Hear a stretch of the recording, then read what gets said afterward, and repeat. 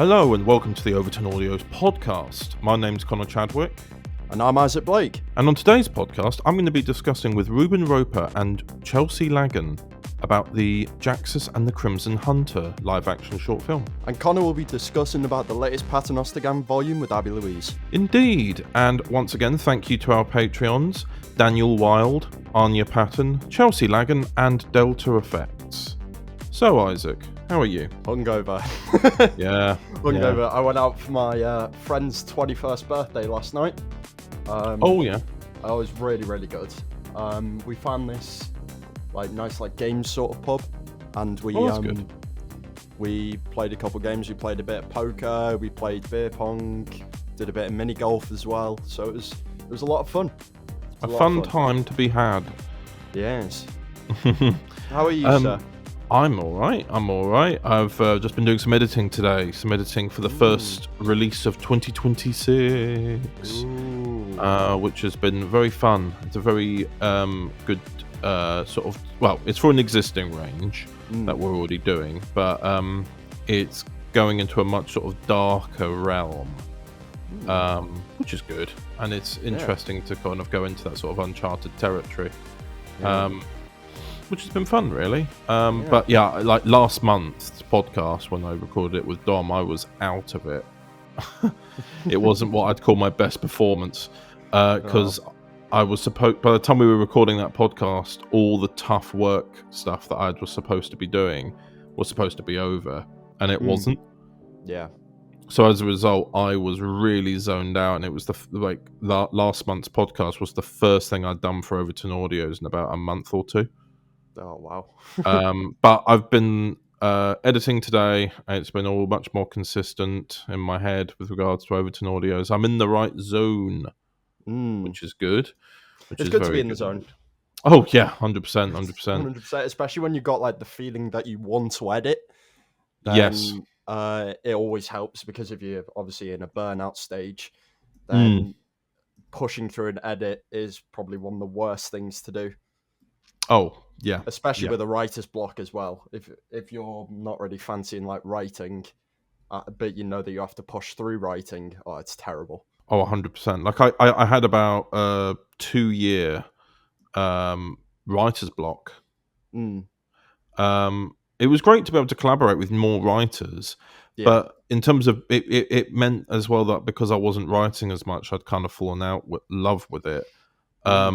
But some of the recent releases that were coming out, that have now come out this year, like Tortured World at War, now that they're out, I can suppose talk about them. I wrote about 3 out of 4 of those episodes in consecutive order.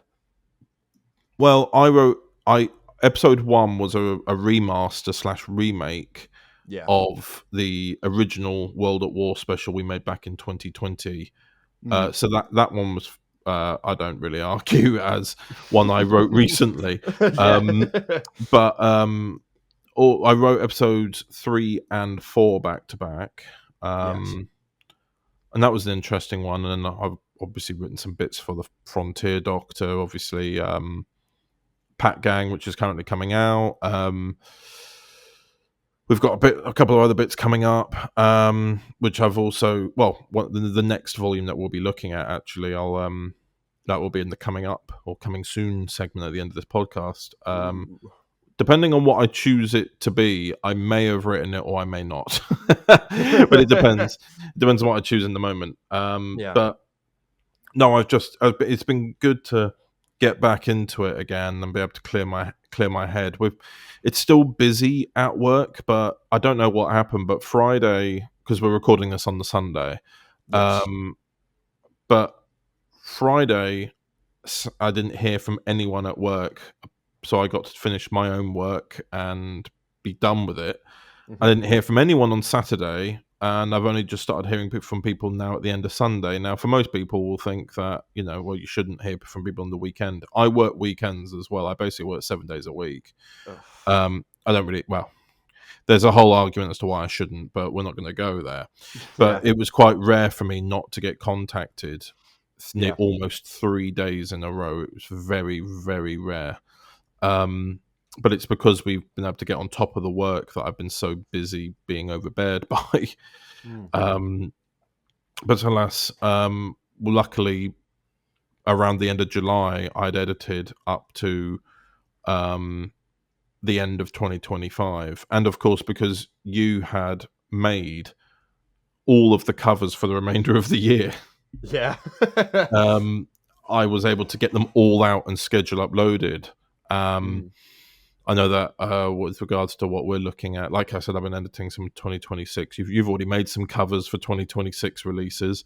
I have. And yeah, we're keeping on. We're keeping on. But this is also your first ever time hosting the Overton Audios podcast, and simultaneously your third appearance. You've appeared twice before. One was to talk about, and they're both, well, twice before we're talking about a Dwem related thing. Yeah. So one of them was your Navy Doctor Fragmented series, because I think the episodes that were about to come out were co-produced with me. Yep. For the finale of Fragmented. So we talked a bit about that. And then a couple of months later, we talked about the Multiversal Saga, which involved obviously all the live action minisodes we made, just a load of stuff, which was fun. And that was all in 2024. Oh, wow. And here we are at the end of 2025. About to push on into 2026. Oh yes, indeed. That feels like ages ago since those podcasts. Yeah, like the beginning of 2024 feels like a while ago for me. Yeah, no, it was definitely a while ago, because I was in my first year of university. No, oh god, I was in my I was still in my first year of university, and I remember being on the podcast recording for the Fragmented one, where Connor J. Sumner and Aidan O'Connor were also on it as well. So yes, talking about because we would have been talking about Fragmented, and Aidan had written one episode, and Connor J. Sumner was, I think he'd edited one of them as well. Yeah, he edited episode 6. He did really, really good with that. So, but yeah, so for those of you who might not know Isaac, because we've obviously it's been almost 2 years since your last appearance, but seeing as your host, I've always, especially when we've had guest hosts, I've tried to kind of use it as an introduction to people who might not know who that guest host is. I didn't have to do that so much for Dominic G. Martin last month, but nonetheless, you've played the Navy Doctor on the Doctor Who Expansive Multiverse YouTube channel. You did your series Fragmented across 2023 and a bit of 2024, and then you've started your new series Doctor Who Beyond, which is again still Navy Doctor, and part 1 is out on the Doctor Expansive Multiverse channel, which came out earlier this year, and then you've got part 2 coming out at some point next year, which I'm sure will be revealed closer to the time. But you're working away, progressing, trying to build a continuity revolving, mainly, I'd say, to correct for a moment, but mainly revolving around the Navy Doctor stories. That's kind of that's maybe the pivot is the right word. Yeah. And you're working on that, and you've been working on that throughout the summer. Yeah, big plans ahead. big plans. Can't really say anymore. yeah. But no, it's all looking very interesting. It's all looking very nicely. What's the word? Nicely structured. Yes. And that's one thing that we're both very much into when it comes to storytelling, is the structure of how multiple volumes link into one another. Yes. And and one of the things, also another thing that should be mentioned, in case if people obviously don't know about me, I am also credited as Motion Idea Films on artworks. If people know, we mentioned the artwork earlier. Yes, you're credited as Motion Idea Films because that's your it's not pseudonym, but that's more kind of your artwork. It's like name, a branding. Yeah, it's branding. Yeah, but I mean, in all fairness, when I talk about the covers anyway, I always go, that cover was made by Motion Idea Films, otherwise known as Isaac Blake. Like I always say that. I always want people, because obviously when we've got, we've got Discord servers that we're on and stuff like that. Obviously, when you're on that, you're not credited as motion idea films. No. So it's all I always want to try and make sure that you're credited in every way possible. Yeah. Because you honestly, because a lot of people know that Dan's taken a step back from a lot of stuff to concentrate on his finale. Of course. So that's why he's not hosting the podcast anymore. That's why he's stepped back from making as many cover arts, because he posted something today that was a little still from the finale, and he's really pushing on it, and his computer is basically, the CPU is melting. Oh, no. Trying to deal with all that 4K footage and then having to do 4K Oh, visual effects, his computer's that's just not great. struggling. So Especially on After Effects as well. no, exactly. So he's having to scale back what he's doing with everything because his computer can't handle it. Yeah. So he said, look, I can only use it for editing right now. I won't be able to plug in a microphone and show up somewhere, and I can't open Photoshop right now. All this sort of stuff. So yeah. But nonetheless, you've made a few cover arts in the past for Overton Audios. Your first one, I believe, was Return of the Palaxians, the Transcending Time episode, where the blonde Doctor met the Eighth Doctor. And then you came in with the final Crimson Hunter volume. Mm-hmm. You've done the Mastermind volume.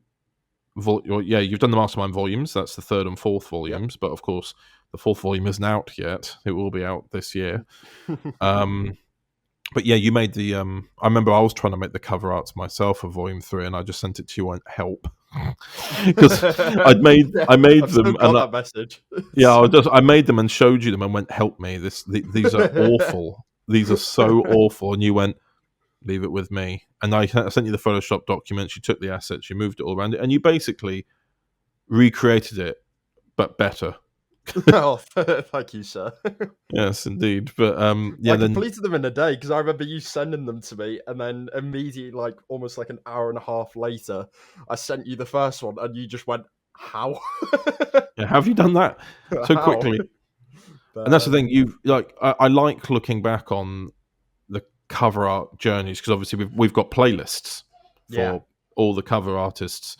So I like looking back at where people started, because the way that we met was you made a fan cover for back when Overton Audios was a part of DW 2012. You made a fan cover of an Overton Audios drama or audio drama with the Purple Doctor, Fraser Ward and Tommy, like in the underground. I always remember that one. I think it was called Glitch or something. I think that one's it's one of my most well-renowned covers, because I think that's obviously, it came with a bit of practice, but that sharing that was, I think, probably a big moment. And it was a realization that I could practice more with artworks. And since then, obviously, I've been developing, I've learned new things, and well, evidently, you can see on the playlist for my artworks on the YouTube channel is they've greatly improved over the past 2 to 3 years. So, 100%. You can see that with, the amount of people. You made the Frontier Doctor cover arts, and the amount of people who commented on that. Usually, a lot of the time, not many. It's kind of sad, because I feel very bad for some cover artists because who've done covers for us, because not a lot of people really comment on the covers. No, not really. And it's always a shame when that happens. I saw it, actually, I did see some recently. People were discussing some cover arts for the Northern Doctor volume that Dan made, and Dan was very grateful for that. Yeah, but that artwork came out 3 years ago. Yeah. And that's the thing. Making covers, especially people, I think there was a misunderstanding, and I don't claim to be an expert either, but there was a misunderstanding that you just put people on the cover and then you just position it any way you like, and there is an eye for composition, for depth in the image. Like you don't just make people small and then you go, see, that's behind them now. You know what I mean? Like if someone stood behind somebody, you don't just make them small and go, yeah, there you go. It's like there is a perspective element to it, and you got to have the eye for it. And it's not just, make it look like they're in that room. There's a whole construction element to it. There's a lot of needing an eye for lighting as well. with a Yeah, certain background that you use, whatever background, you've got to think on where the lighting is in the image, and then you've yeah, got to replicate that on the images of the people on the cover. So it is quite a difficult one to do mm, because sometimes you just have to guess, and especially with lighting, it's not so much that you know where it's going to be. It's pretty much you eyeball it every single time and just hope it mm. looks good. So, Oh but yeah, it's it it's does. It literally does. just It's like practice. you were making a cover art for me a few days ago, where you were Yeah, telling me about something you've learned about making sure the hair follicles don't go all choppy and that yeah, they look like they're actually being lit, and that was something new that you'd learn, and yeah, you're constantly going higher and higher in terms of the production quality that you're doing. So yeah. it's Hopefully, I mm, I just want to continue growing my skills with artwork making because it's something that I really do obviously enjoy doing, and mm. it's only going to get better. That's what I think. So Oh yes, indeed, indeed. Shall we have a listen to the segment where I talk to Reuben Roper and Chelsea Lagan about Jaxus and the Crimson Hunter? of course, sir, of course.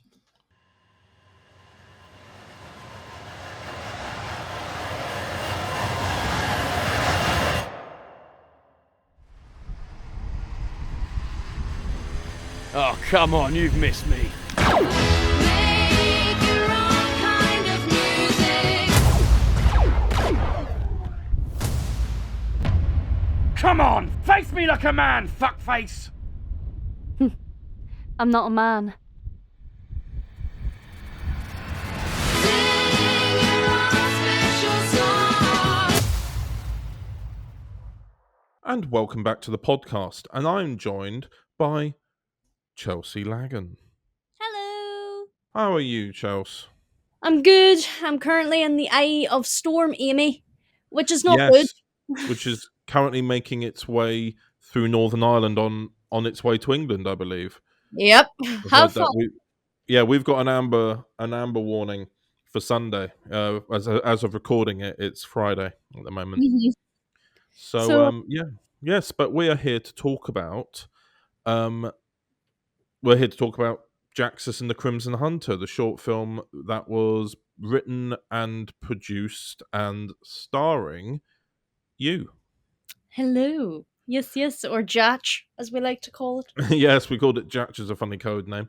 Mhm. Um, but it obviously it wasn't purely produced and written and not only starring you. No. Obviously, Reuben Roper was in it. Mhm. I believe we'll try and chat with him a bit later. He's a bit busy at the moment, but nonetheless, um, how did this? Do you? What's your involvement in this project coming about? Because naturally, I wasn't. This was actually kept a secret from me. It got written and filmed without my knowledge at all, and I only got told because Dan accidentally told me. Yeah. Yeah, so it was one night me and Reuben were on a call and we were talking about his character Jaxus from Torchwood 2000. Yeah. And we it was just a random idea and being like, imagine if Jaxus and Julia the Crimson Hunter met. How would that go? And we were Mm. sitting there laughing about it, and he's like, hold on, we could actually make this a thing. And I'm like, nah, we can't. And obviously, in Reuben fashion, we sat there and we went over like this little funny like skit, like a script that Yes. was only going to be a couple of minutes long, and we went and we sat there and we looked at it and be like, geez, that would be wild funny if we did do it. And then Reuben talked to Daniel J. Patton about it, Hmm. and was just like, yeah, let's make this a thing. This will be wild funny. Now we intended for this thing not to go anywhere. It wasn't even. It was just going to be, like a wee funny. It'd be like a funny what if type thing. Yeah. If these characters met, how would they interact with each other? And we thought, you know what, we'll get the iPhones out, film in 4K, it'll be grand, and then Dan pulls out the big heavy duty camera and we're like, oh, I see. Yeah, I remember because when Dan let it slip to me, he was just because the reason why Reuben was over in Ireland was because he was filming his scenes for the Fractured Timeline finale, which is Mhm. due to be out a bit later this year. He's playing the big villain of the finale, Ooh. which I'm assuming is how it coincided with this being filmed, was because Mhm. obviously you and I are in that finale as well. Yeah. So it just sort of coincided that we would all, like, you two would be in the same place. Um, Mhm.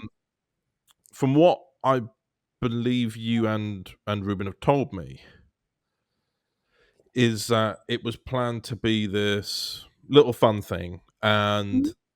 it just kept growing in the scale of the production, and you're like, hang on, it's being treated like it's actually going to come out. And then I remember when Dan told me, I was really like, whoa, whoa, whoa, whoa, because I thought he hadn't told me that this was only for fun. I was like, what about the Yeah. continuity? Like, what about the, like he basically just went, yeah, we've been doing some filming. I did a little she's been doing, like, he said, oh, and then I've been doing a little bit of filming for Reuben and Chelsea. And I said, oh, what? Oh, really? What are they making? He goes, yeah, they're making a short film about Jaxus Caden and the Crimson Hunter meeting, and yeah, it's looking really good. And I was like, I beg your pardon. Yeah. I was like, hang on a minute. Yeah, it was about because we were gonna because we always go to the TT getaway in Yes. July, and Mm. we were going to reveal it then, and just to be like, here, do you want to see a funny thing? And then we were going to stick it on and everything, and everyone have a laugh and be like, oh, that'll be wild funny. But then, then we seen it and we were like, hold on, this is actually quite good. Yeah, And because then, it was filmed using the same camera that Dan is using for the finale uh-huh. as well. So, and then of course I obviously, because I got told, and I ended up messaging Rue going, "Hi Rue, Dan's messaged this. I don't understand what's happening." Mhm. And that's when he came back and went, "Oh, for God's sake, it was meant to be a surprise. Look, here's the script, but I'm not showing you the footage, just so Yeah. you're aware that, like, what's going on with it."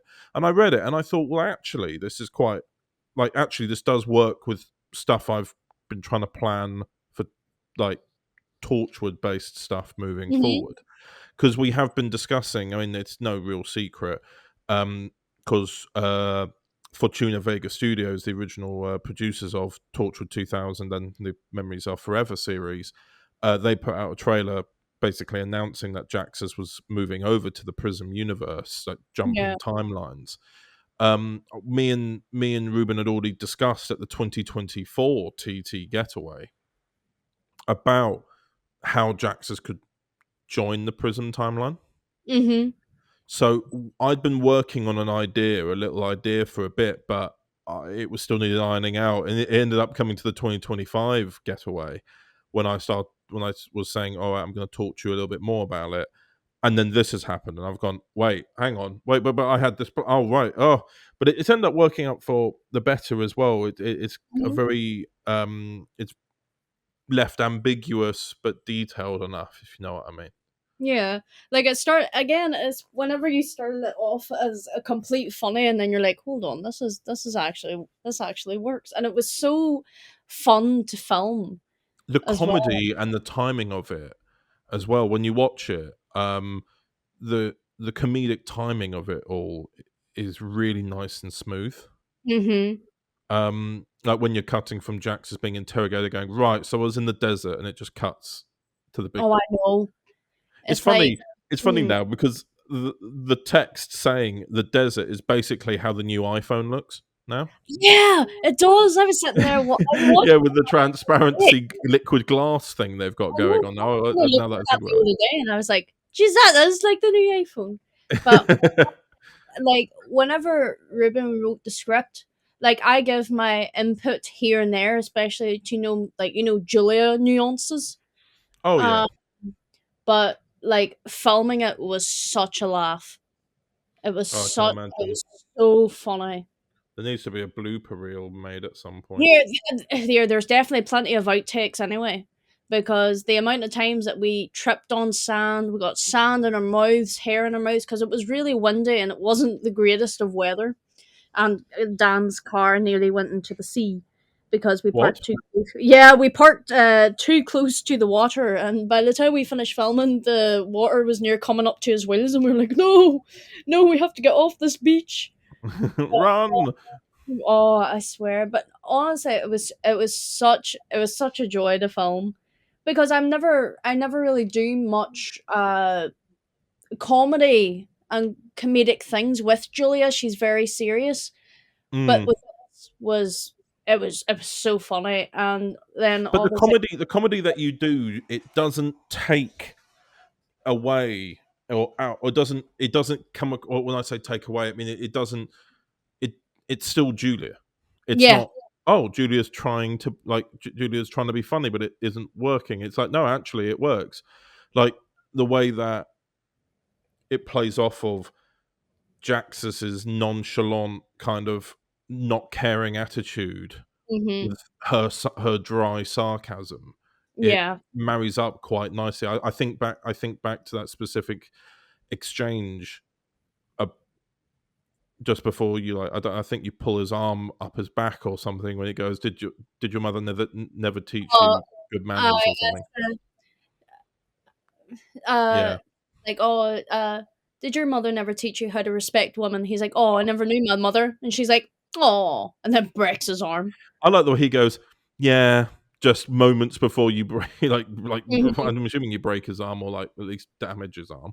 Yeah. But yeah, um, because of the dry sarcasm of Julia, which she's always had a dry sarcasm anyway, it really marries up well with his serious, nonchalant attitude. Mhm. So when he just starts like info dumping, she's like, in fact, you know the line when you say in that going, "Do you ever shut up?" Yeah.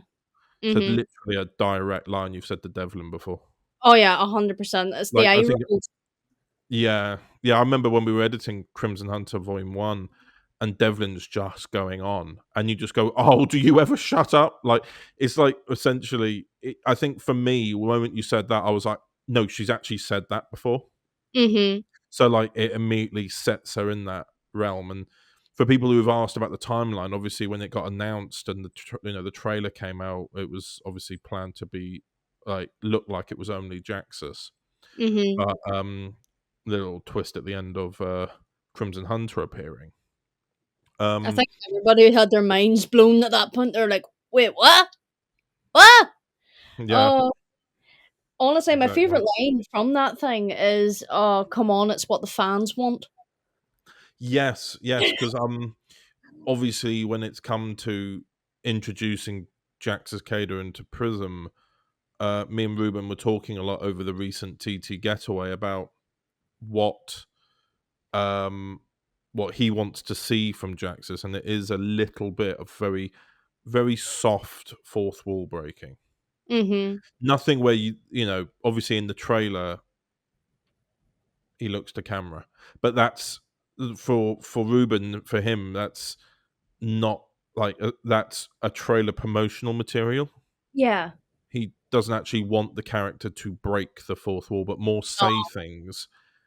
Like, I suppose it's quite similar. Again, not it's quite similar to Devlin in that realm where someone will say something and Devlin go, "Yeah, I know, right? That was so last episode," Yeah, and it's exactly. like It's it's the just same like a way. little twist. Yeah, exactly. Like come on, it's what the fans want.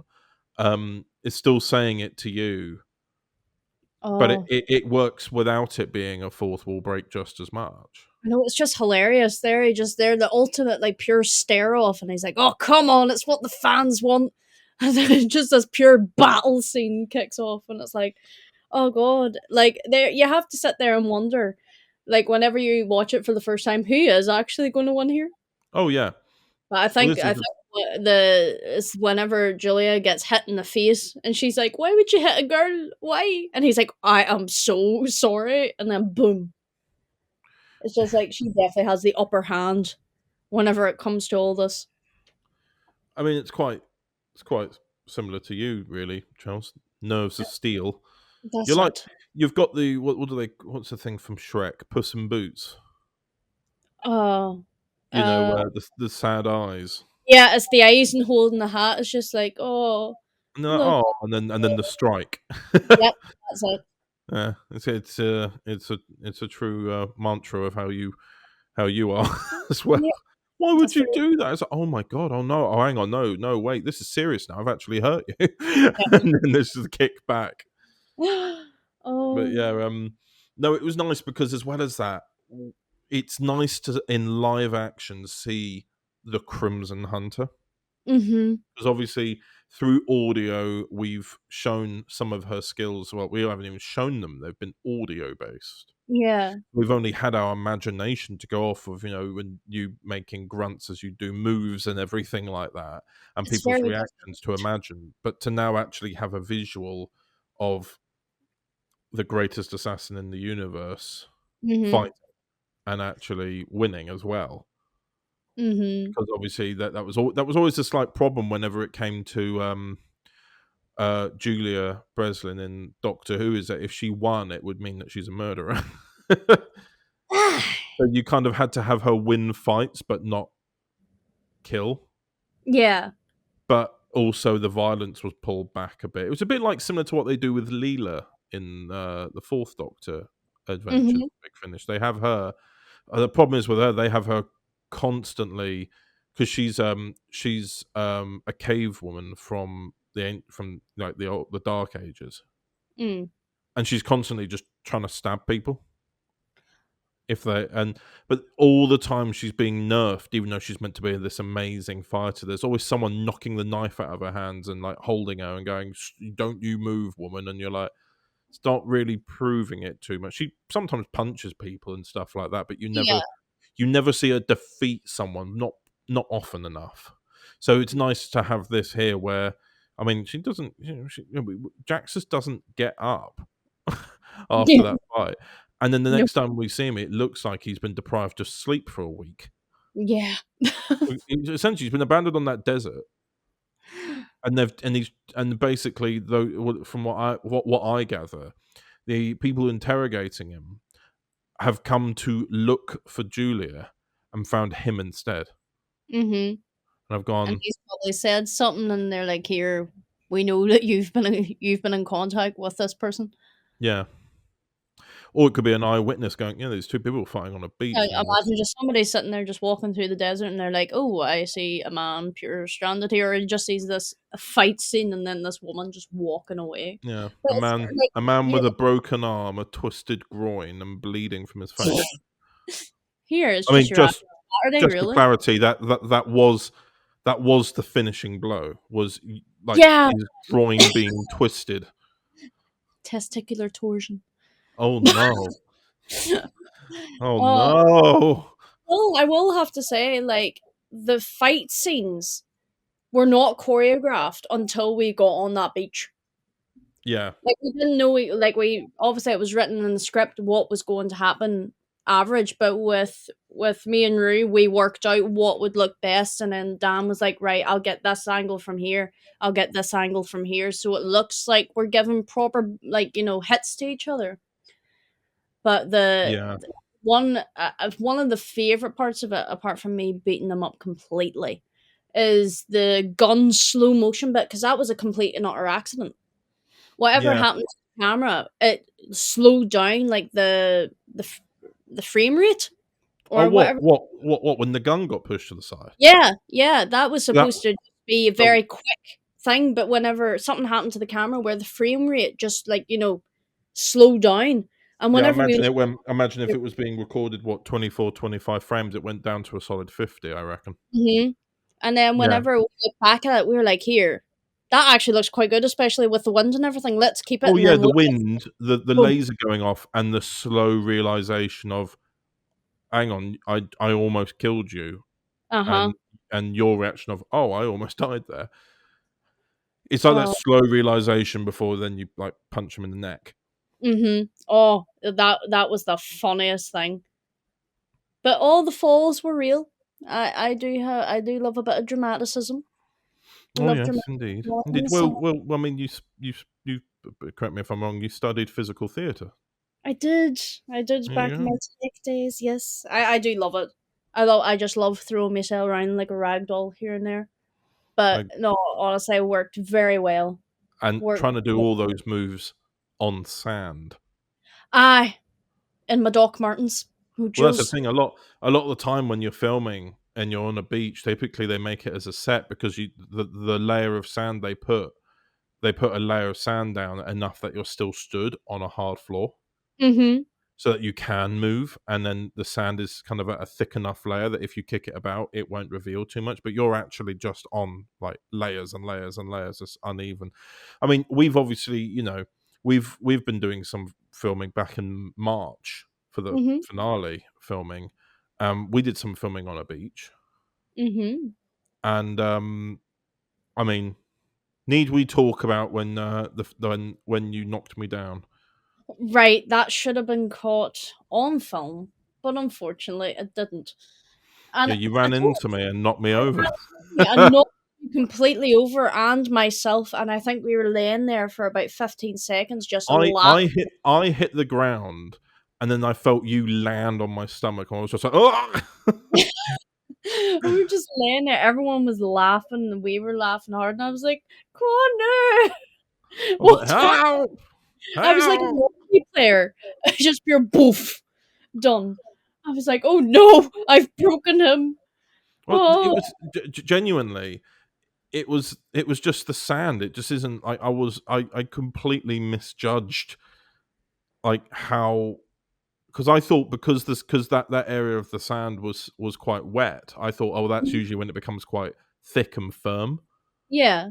To be able to stand on. Like, you can't really, it's not like, on wet sand you don't really leave like imprints behind unless you're really like digging your feet in. Oh, And jeez, that was. it was just, it suddenly was like, oh right, this isn't solid ground. Whoops, down we go. I got brushed down Oh, afterwards. Luckily I was wearing my long coat, because if I hadn't been wearing my long coat, it would have gone through the waistcoat into my white shirt, and it would have been wet. Luckily, that coat took the brunt, which was good. It was very good to do that. But no, yeah, it's yeah. I mean, how long did it take to film? I actually haven't asked that. Oh. The weather didn't change too much, so obviously it No, was a it really good time. didn't. Let me see. Like, because we had tons of issues. If you remember when we filmed back in March, where the sun would come out. Oh my god, I know, but it's like it was a very overcast day Yeah, whenever we filmed. Like very overcast. I only think it only took like a few hours. that's not terrible. No, I it imagine the wasn't. majority of that time was taken making sure you were all good with the choreography. Oh yeah, it was mostly just like planning it all out and having everything sorted. But yeah, it didn't even take that long to film.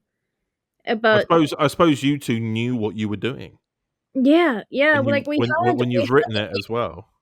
yeah, we had the basic idea, but it was only until we got onto the beach where, we had input from both me and Rue, what would look best. And then we had Dan, getting the right angles and everything for filming.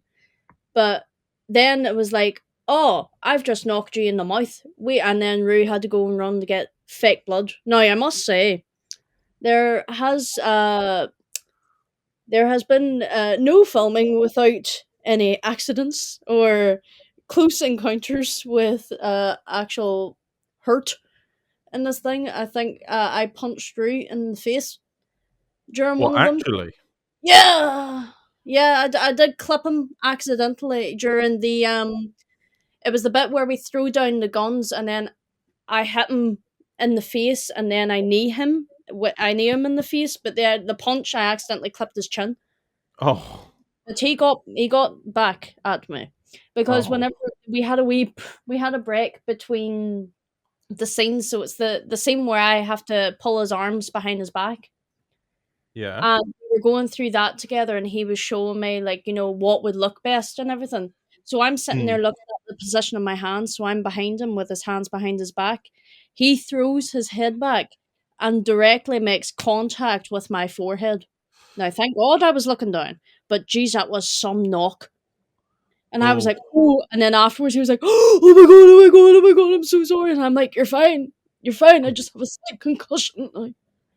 But I mean, direct contact. But you know what? It just makes it for funnier, you know, like a funny experience, but I bet you the blooper reel is going to be hilarious. Oh I yeah. think like the scene where he's down in the sand and I'm essentially pinning him down and I'm like, I really don't want to have to kill you, that scene. Oh yeah. Oh, that was the longest bit I think we had to film because we both kept laughing. It was just pure laughter because I'm like right there and he's just looking at me in a really funny, serious way. And I'm like, don't look at me like that because I will piss myself. I will piss myself laughing. How And it's dare you? How dare you look at me? Look away. look away, don't even look at my eyes. Not around the eyes, not in the eyes. Like there was even a bit where he's like, yeah, it's like, well, it looks like you're gonna have to, or don't you have it in you? And he just like, you know, edges his head forward a wee bit, like an intimidation factor. And I literally made eye contact with him one time, and I literally just like, you know, my laughter is like, Yeah. Just I spat just all over him, did you? it was awful. It was an awful experience for the both of us, but no, it was so funny. And the take that we did get, it looks so good. Oh yes.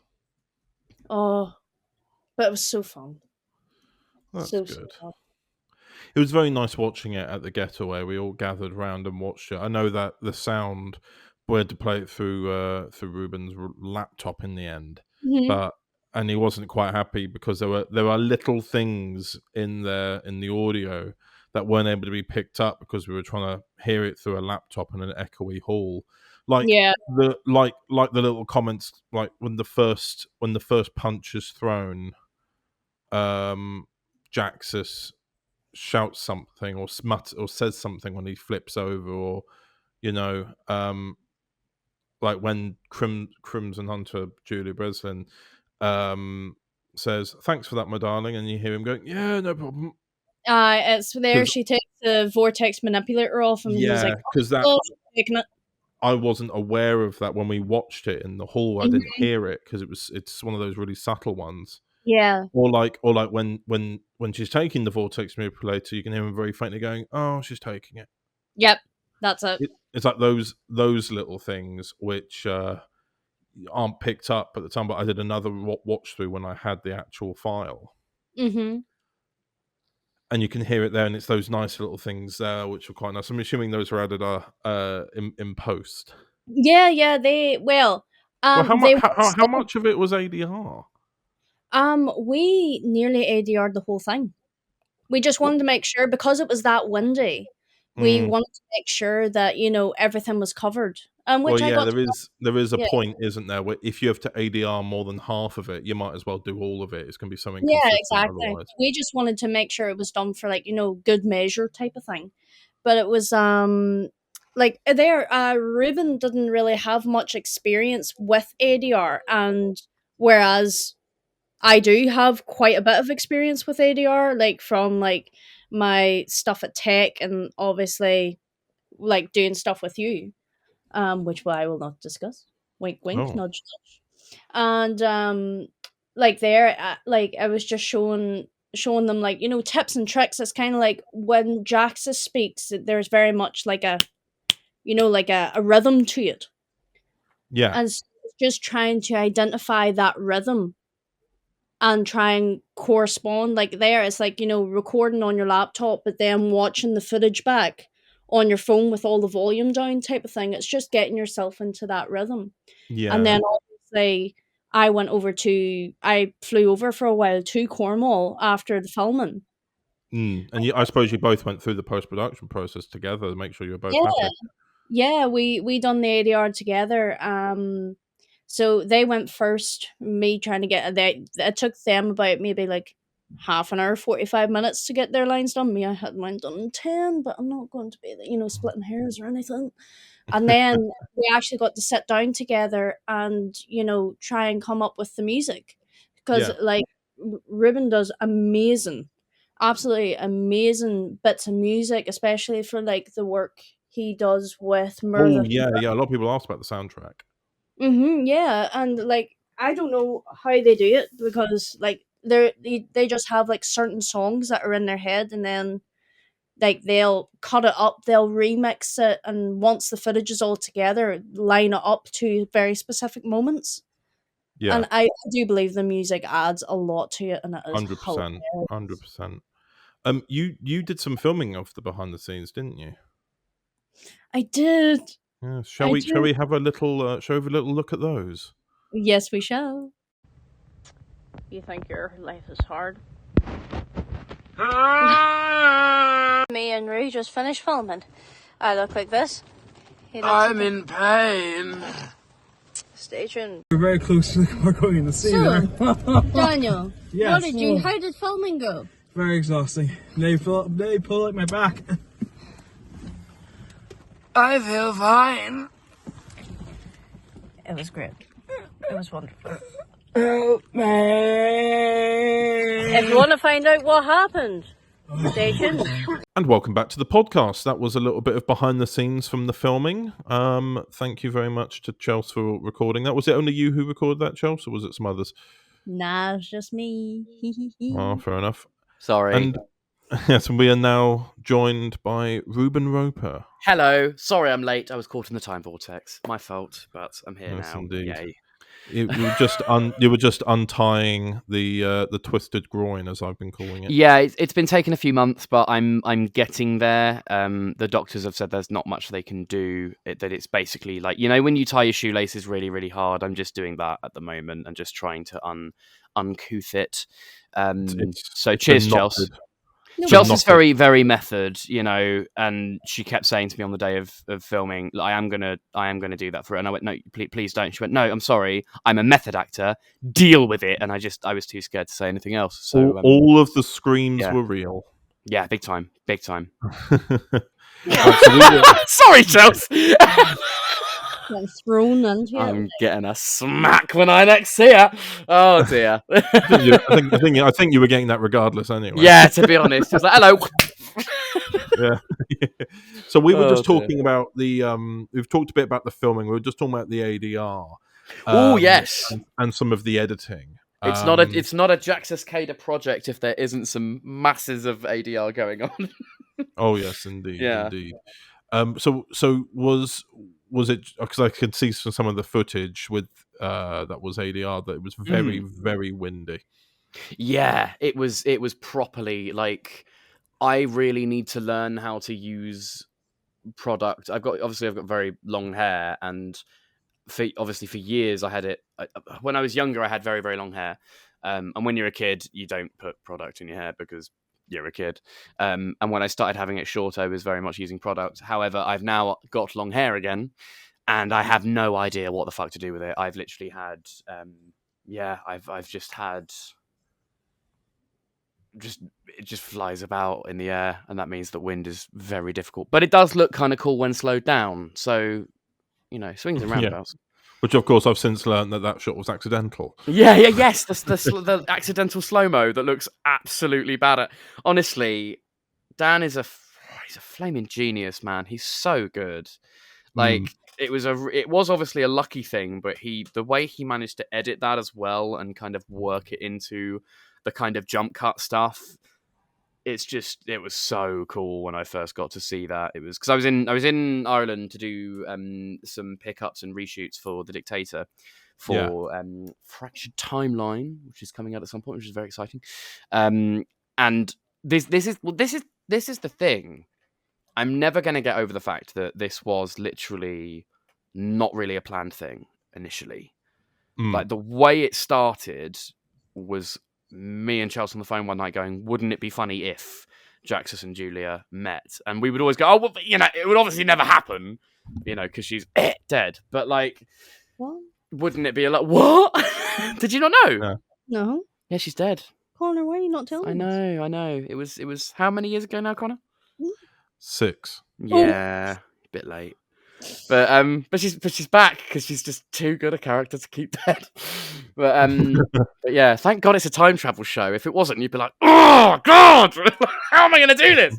But yeah, we just thought, like, wouldn't it be hilarious? And we go to a thing yearly called the TT Getaway for TT Productions, and we thought, oh, wouldn't it be funny if we like shot something on our phone of like a sketch of them meeting, and we could show that at the getaway as like a look what we did. This is funny. This is silly. Isn't it fun? Yeah.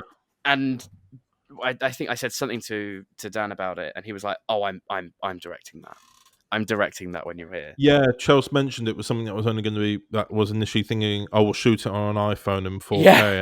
and then Dan took the camera out, and you're like, He wait, was what? like, "We're going to do this properly. Like, this is going to be like if Jaxus is coming back, because there have been so many near misses with Jaxus coming back. Obviously, this was the first time that I had played him on screen since summer of 2021. Yeah, because we'd done a couple, like we'd done the 60th anniversary special. Yeah, for he was 2000. in Memorial as well, and he last little appeared cameo in there. he appeared in TT's Torchwood as well. But we hadn't and that was so cool, because I really do get a kick out of playing Jaxus, because like I've been playing this character since I was 16. Like Cool. That's nearly 10 years of me with this character that we put, because before Torchwood 2000 even came out, we tried doing 2 feature films beforehand, and both of those during production shut down because it was too big. It was very, very ambitious, which is why it became Torchwood, because we were like, Torchwood's Earthbound, we don't have to go to different planets and things like that. It's all kind of here. Are you talking about Temporis? Yes, Temporis was going to be set on a million different planets and timelines, and really cool ideas, and I was really excited to do it. And it was a lot of stuff that got reused at some point or another, in terms of, so like the main villain of Temporis was like a fascist dictator, which obviously reappeared in Torch 2000 through Jane Cavan.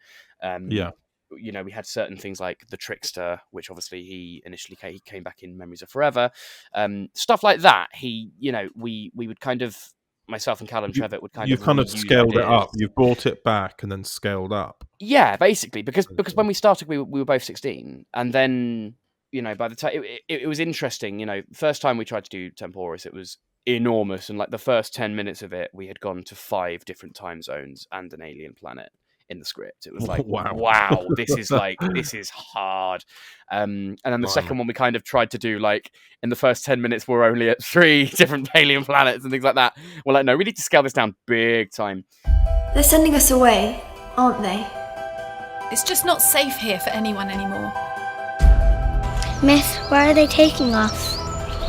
To safety. That's where the rich people live. Enemies of the government shall be eliminated. That's us. Everything's wrong. The past and the future are all misaligned. Don't move. And you destroyed them! Stop it! Just stop it! Everyone's dead. Even the president. It's the end.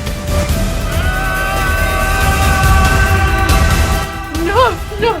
I control it all. Of everything. It's the doctor. Hi. I don't know no doctor. Doctor who? Geeta, get the hand sanitizer primed. We've got guests. And then Torch 2000 episode 1 happened, and just getting that done in terms of, we were talking about ADR earlier. Obviously, the whole thing is very noticeably dubbed because we were very inexperienced in terms of sound, and it was very difficult to get it sorted. And then we had, we were doing episode 2 at the same time as a whole bloody pandemic, like actual lockdown was happening while we were filming. So that was really hard.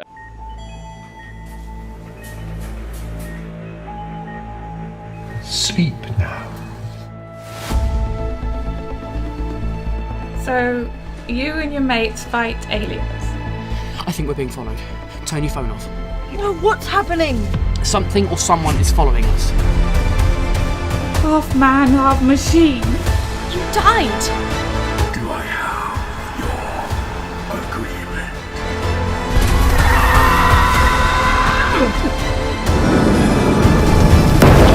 See? Okay, let's try. Mess with me, and I'll chop your balls off.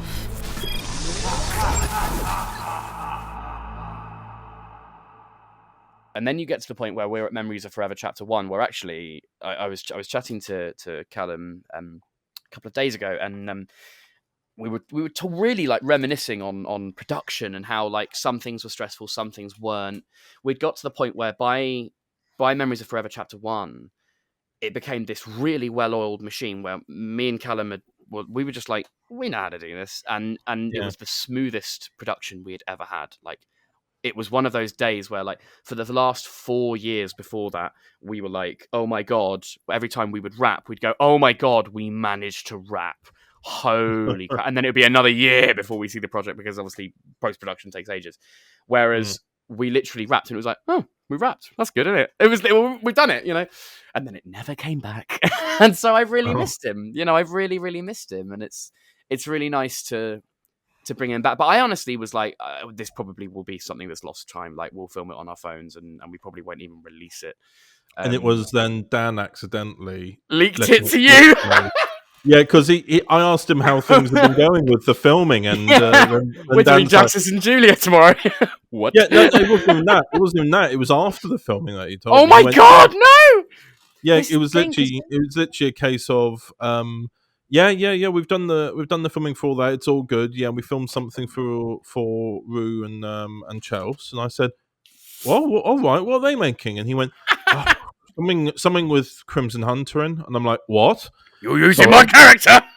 Yeah, but it wasn't even that. It was just a case of, well, hang on, what's the continuity of this? And obviously, we'd already been talking for about a year about bringing Jaxus in. I was like, well, hang on, I was planning something. Wait, what? No, it's so funny because it was this thing of, I wanted it to be a total surprise, because I really liked the idea of just seeing like of you sitting down and watching it and being like, what the hell have you filmed?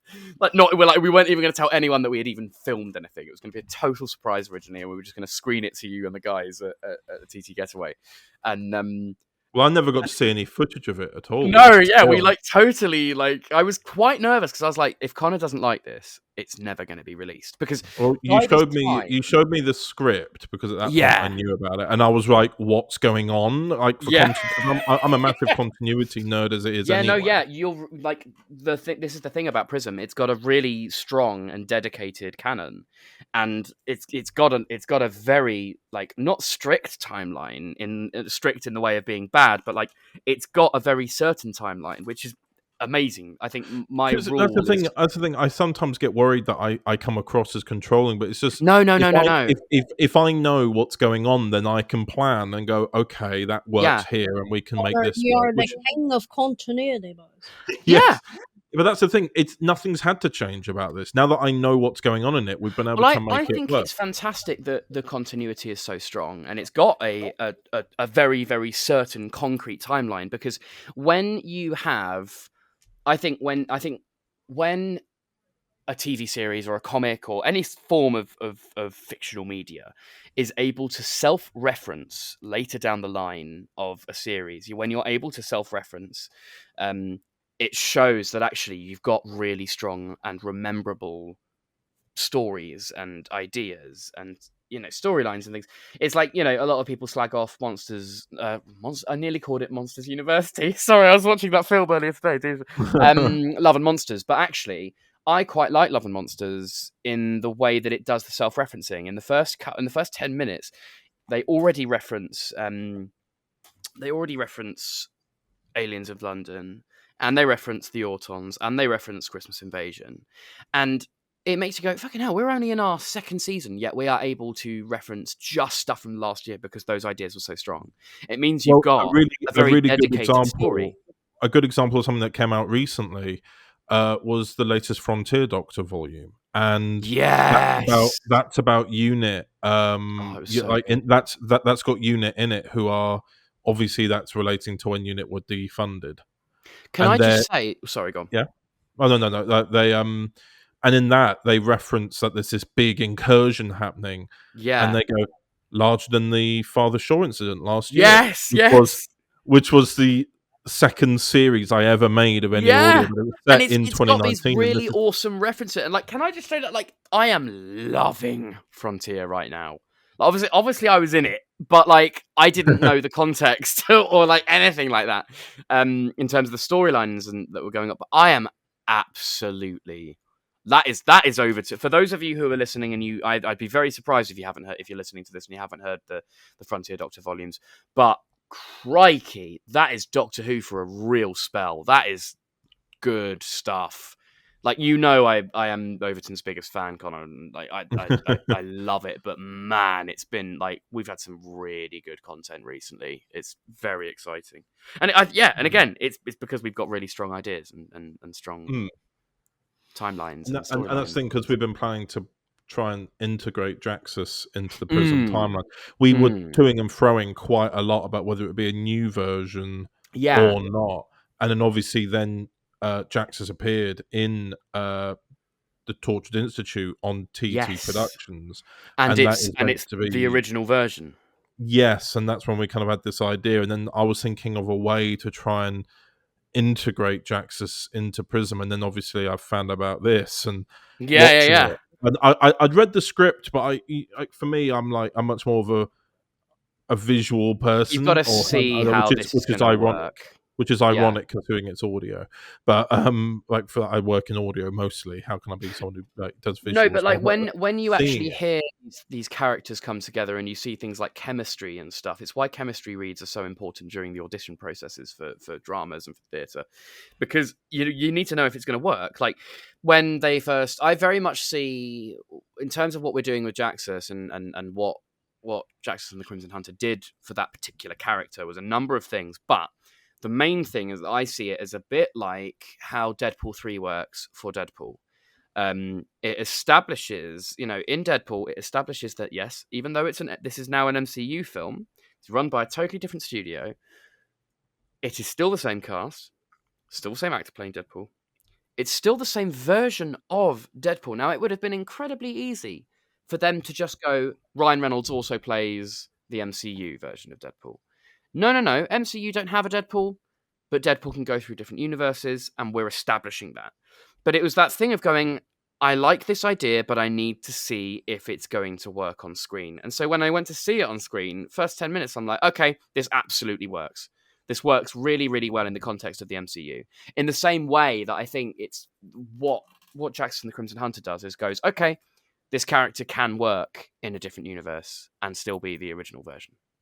That's what's really, really exciting about that. Oh yeah. Cool. And that's something we talked about, because I know we talked about it briefly in 2024's TT Getaway, but then we actually, on purpose, went, "We'll talk next year," and sort it out. And then, of course, we were going to be so busy. Well, this thing, I was toying with all these ideas and thinking, okay, I'll come up with these options and we can talk about it. And then Dan messaged going, "Oh, we're doing something with Jaxus." Randomly. And it is hilarious that, there have been a number of, I have to say, there have indeed been a couple of things in the last sort of 2-3 years. Well, more, no, actually, in the last 5 years, maybe. Yeah, 4. Oh, I'm so bad with math. I'm sorry. In the last 4.5 years, max, there have been a few things to go, how do we do this? Can we bring this back? There have been a couple of misfires at trying to bring Jaxus back and trying to bring the team back from Torch 2000, because the cast is so fantastic. The characters are brilliant. And we all in the cast and crew at Fortuna Vega Studios, we have such, it's weird to say we have such good memories of it, because it does kind of feel like yesterday, but it was still quite a long time ago. It's quite and it's a sad thing that it ended when it did, because it was just this thing of, there was a million different reasons why it never came back, mainly because we all just got incredibly busy, and we're all now living far away from where we used to live and where we all used to film. But anyway, sorry, I'm getting distracted. There were a number of attempts to bring Jaxus back that just never quite got to fruition, where we'd come up with a storyline and it would just never really go further because life gets in the way. And so it is so hilarious to me that something that we initially intended to never actually release became kind of a backdoor pilot for the character. Yeah. Which is just so random. It's like it's like Tom Baker coming back to play the Doctor seriously in a drama on Red Nose Day. Do you know what I mean? It's like, this is really weird kind of thing, but it somehow works. Yeah. No, exactly. And it was a very fun watch to see it all come together. And I suppose I think what also added to it was at the getaway, there was an audience watching, so we all got to kind of see the vibe. Yeah, you we know? got to Like, see we if all- this is working. Like I'm a theatre maker by trade, and when the audience is not enjoying something, they will show it, and you will know, especially if yeah. it's comedy. Like I think because the way that we wrote this is me and Chelsea on the phone all the time. Chelsea's one of my best mates in the world, and it's just one of my Good. but you're my mate. You know, just one of my favorite people, and we have a lot of calls. And we just one night were like, this would be so funny, and we actually started improving on FaceTime dialogue, and we came up with just these funny little quips and things, and I just suddenly sort of thought, oh my god, it'd be so funny if it looked like, because these two characters are very similar and very different in the same way. That, you know, they're both sort of warriors. They've both got very dark pasts that they're both kind of running from. They've both kind of got a freelance thing at some point in their lives. They both can be very, very aggressive, but they've also got big hearts. And I thought that's a really interesting, you know, you've kind of got in the time when she's a killer, Julia is essentially in that moment lawful evil. Whereas Jaxus is kind of chaotic lawful of, I'm gonna do the right thing until it kills one of us kind of thing. He's so chaotic in that way. And we just started improving, and we thought, my god, these characters are kind of perfect for each other. Wouldn't it be hilarious if it looks like they're about to kiss and she just punches him in the balls? Because I like the idea of Jaxus being such a doofus that he goes, yes, I have been in hand-to-hand combat with this person, but I might get a little kiss. Because this he's is also... exactly what we were saying earlier. Yeah. We were talking about the different humour bases and how, because it's technically the first time we're seeing Julia Breslin / Crimson Hunter in a comedic setting. Yes! She's an incredibly... Her dry sarcasm meets your Jax's humour knob jokes really well. Yeah, like how he goes, oh, did your mother never teach you how to respect women? And then you go, I never knew my mother. No. And then you go, no, I never knew my mother. And she goes, oh, and you go, yeah. And as you're kind of like getting in the moment, she just like pulls your arm and her it's like so funny. Yeah, but like it's the way you kind of go, yeah, thanks. Just before I get it cracked. So much you're like, oh, thanks for understanding, and then she just Yeah. does that. And it's like, but Thank you for the free her therapy. dry humor marries that, and also the line, "Will you ever or do you ever shut up?" is she has directly said that to Devlin before. Yeah. Devlin and her have walked out of a bar on like a desert planet before, and he's still talking, and she's just not talking. She just goes, "Do you ever shut up?" This isn't her first experience with someone who talks a lot. I think Devlin like and Jaxus are probably drinking buddies. Do you know what I mean? Like, I think they've probably taken some space drugs together, and then got in a massive fight and hugged it out. Yeah, it's just Julia in the corner sighing. Yeah, no, literally. But of course, there are some people who know this. I've mentioned it in because we've got like Discord servers of people who discuss these projects. But this, whilst it is one film, it is also going to act as a bit of a prelude to the Torchwood 20th anniversary specials I'm going to be making for next year, which will revolve around Jaxus. It's incredibly exciting. It was something I was already planning, but then with this minisode as well, this minisode kind of sets the stage of that little bit more. It's dovetailed so beautifully in time, because can you imagine if we did it a year later, we would have missed it. We would have missed that opportunity. And I think one thing that I think one person that I know has realised that something actually really big happened in that film. And not a lot of people have noticed it. It's that throughout Jax's life, he's had this vortex manipulator that he and his friend Geeta have upgraded, and it enables him to jump from universe to universe. That's why he jumps universe in Torch 2000 Part 2. That's why he's able to get to another universe in Memories of Forever right at the end when he goes to a different universe again. And he's now in the Prism universe. He's also used this in TT and things like that. But now he's in the Prism universe, and he's got that vortex manipulator. That is his only vehicle from his universes where he goes to screw around, drink, get into fights, maybe get in a couple of adventures, but he'll make it home in time for the Archers at the end of the day.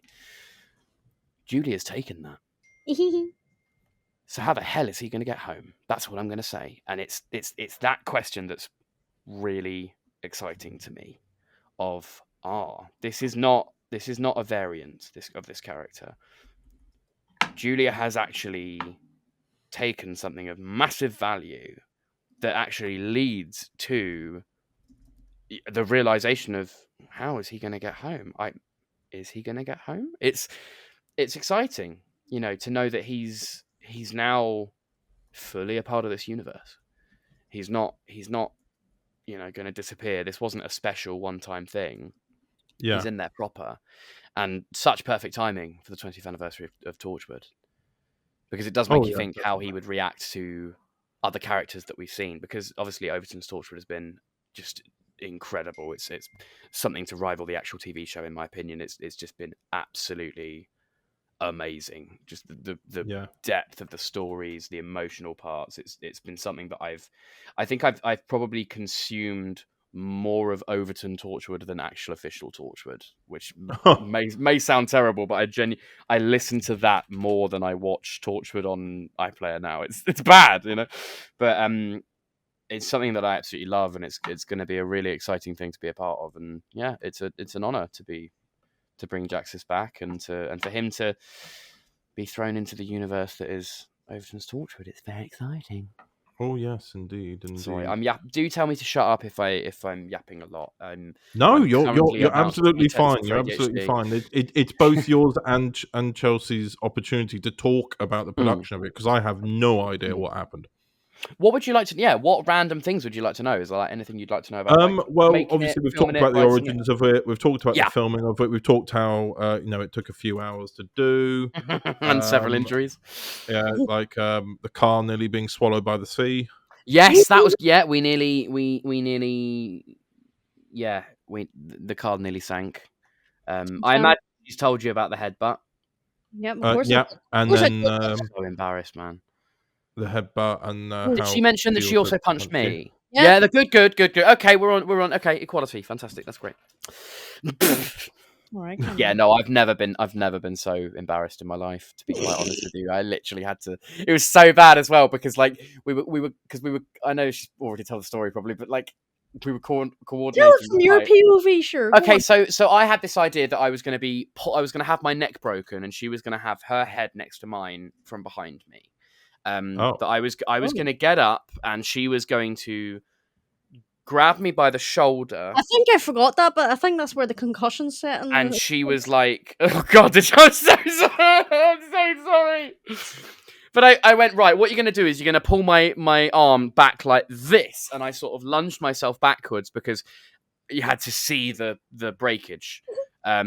And I didn't realise how close she was behind me because I'm so unaware spatially. And yeah, my head went, I think, was it into your chin or was it fully into your head? No, fully in the forehead. Oh, fucking hell. I was honestly, I am not ashamed to admit, I nearly cried out of embarrassment. I was so embarrassed. I had to go and get some kit that we had forgotten we'd left in the car. I went back and I remember opening the boot of the car and going, fuck. Get it together, Roper. It was so ridiculous. But we got there in the end. That was fun. I just kept on getting sand in my mouth and my hair in my eyes.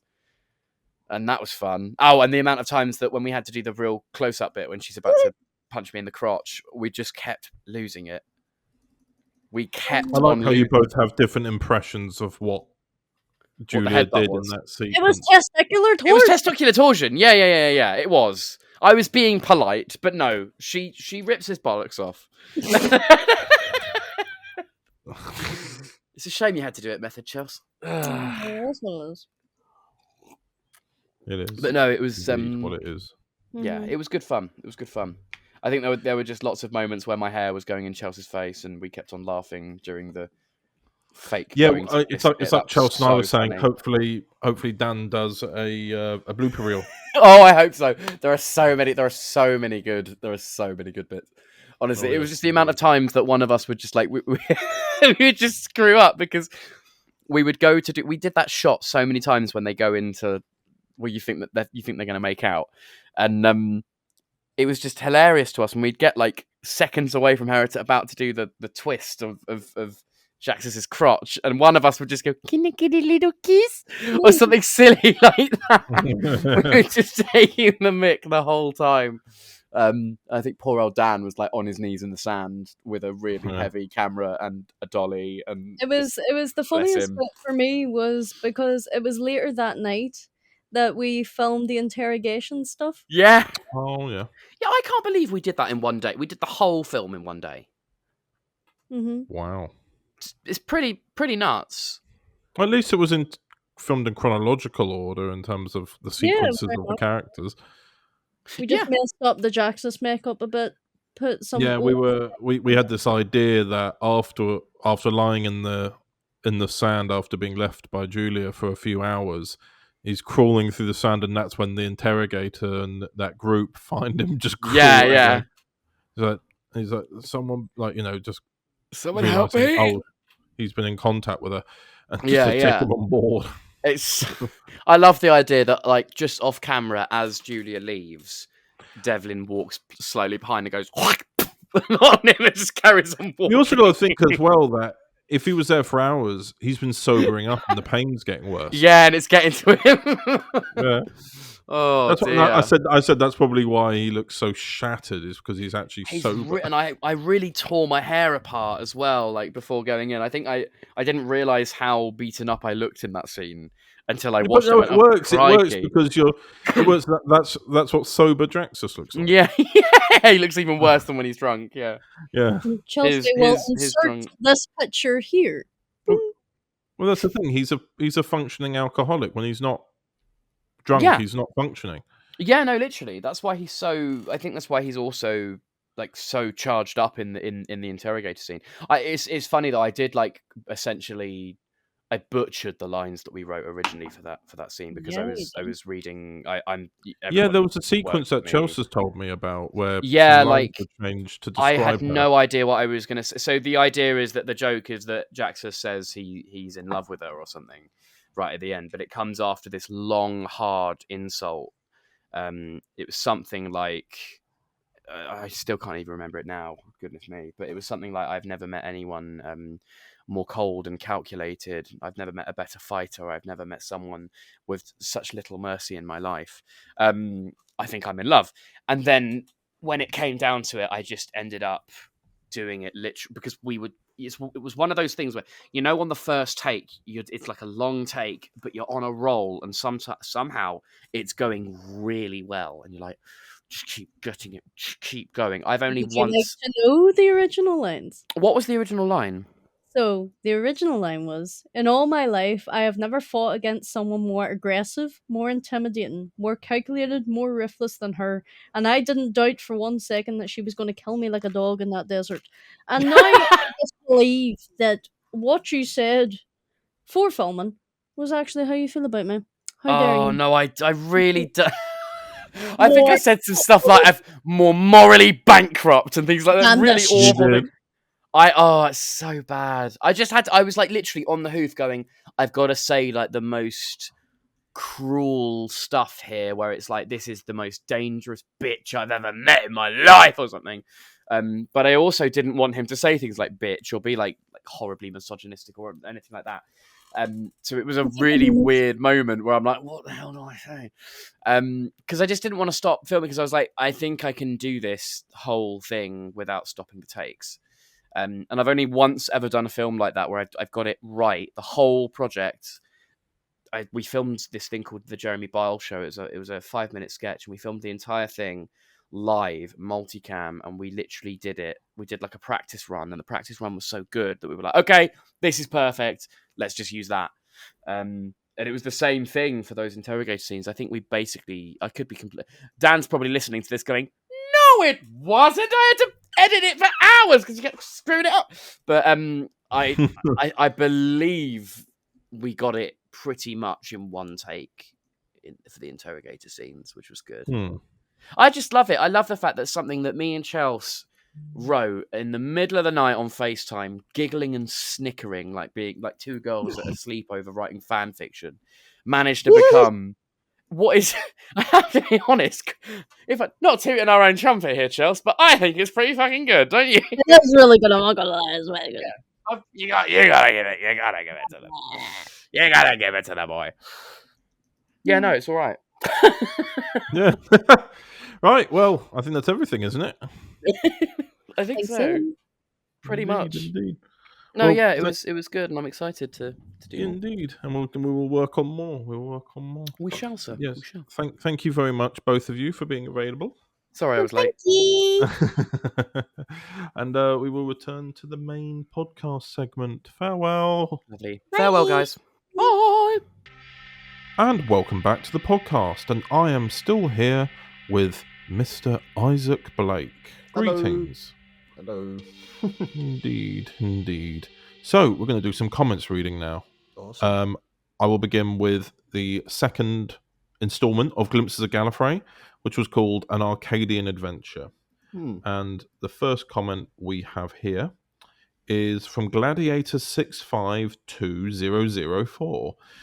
And they said, I always thought going shopping was a very risky lark. This was a very good story. Stories about them going shopping in Arcadia. Yes. Then we have a comment from Michael Cox, otherwise known as Dr. Riddy Vivas, saying, with grateful thanks to the cast for their brilliant performances, and to Motion Idea Films for their great artwork, and to our superb editor for literally everything else. And then we have a comment from Johan the Blue, who says, I'm not too familiar with these looms, but this helps fill in the gap as to why they were so important. This is a very excellent production. And I always like those sort of comments, like, because looms are so deep in the Doctor Who lore. Yeah. So it's always very I'm always very glad about when these come out, because Michael will love to explore the deep novelization lore of Gallifrey. So I always enjoy listening to people, or not necessarily just listening to people, but reading that people are starting to learn about it through these audios. It always fills me with some nice warmth. We move on to Torture Clandestine, the epilogue called Fallout. Comment here from Jeevan John saying, this was an incredible epilogue to the trilogy, showing the team after the events of the big finale and the fallouts of it. But I am excited to see what is coming up with a new lineup.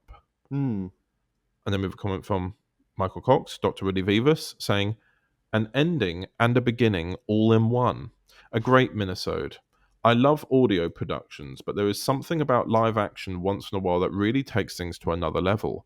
For example, Fraser's expressions when he is listening to Tommy. Priceless. I do hope Claudia joins Torchwood. She brings a very different energy to both Chris and Lizzie, and this will change the team's dynamics. So yeah, with the Torture Clandestine epilogue, we needed that to come out before the Frontier Doctor, because we had Fraser Ward there with an established Torchwood. And the last time we saw anything in the Torchwood series, it was dead. So this was something with this minisode. We shot it. It was all over the place. February 2024, April 2024, and then May. Actually the week after.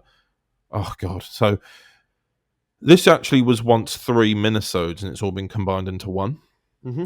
So the one with Tommy Benton was meant to be its own minisode, but half of it got cut because the concept didn't work. And then the other segment was the one with Laurie McClelland as Lizzie Hathaway. It's a live action Lizzie Hathaway. And it looks like only 2 shots were filmed, but an entire minisode was shot for that when James Sutton had gone over to film his parts for Fractured Timeline, the finale of that.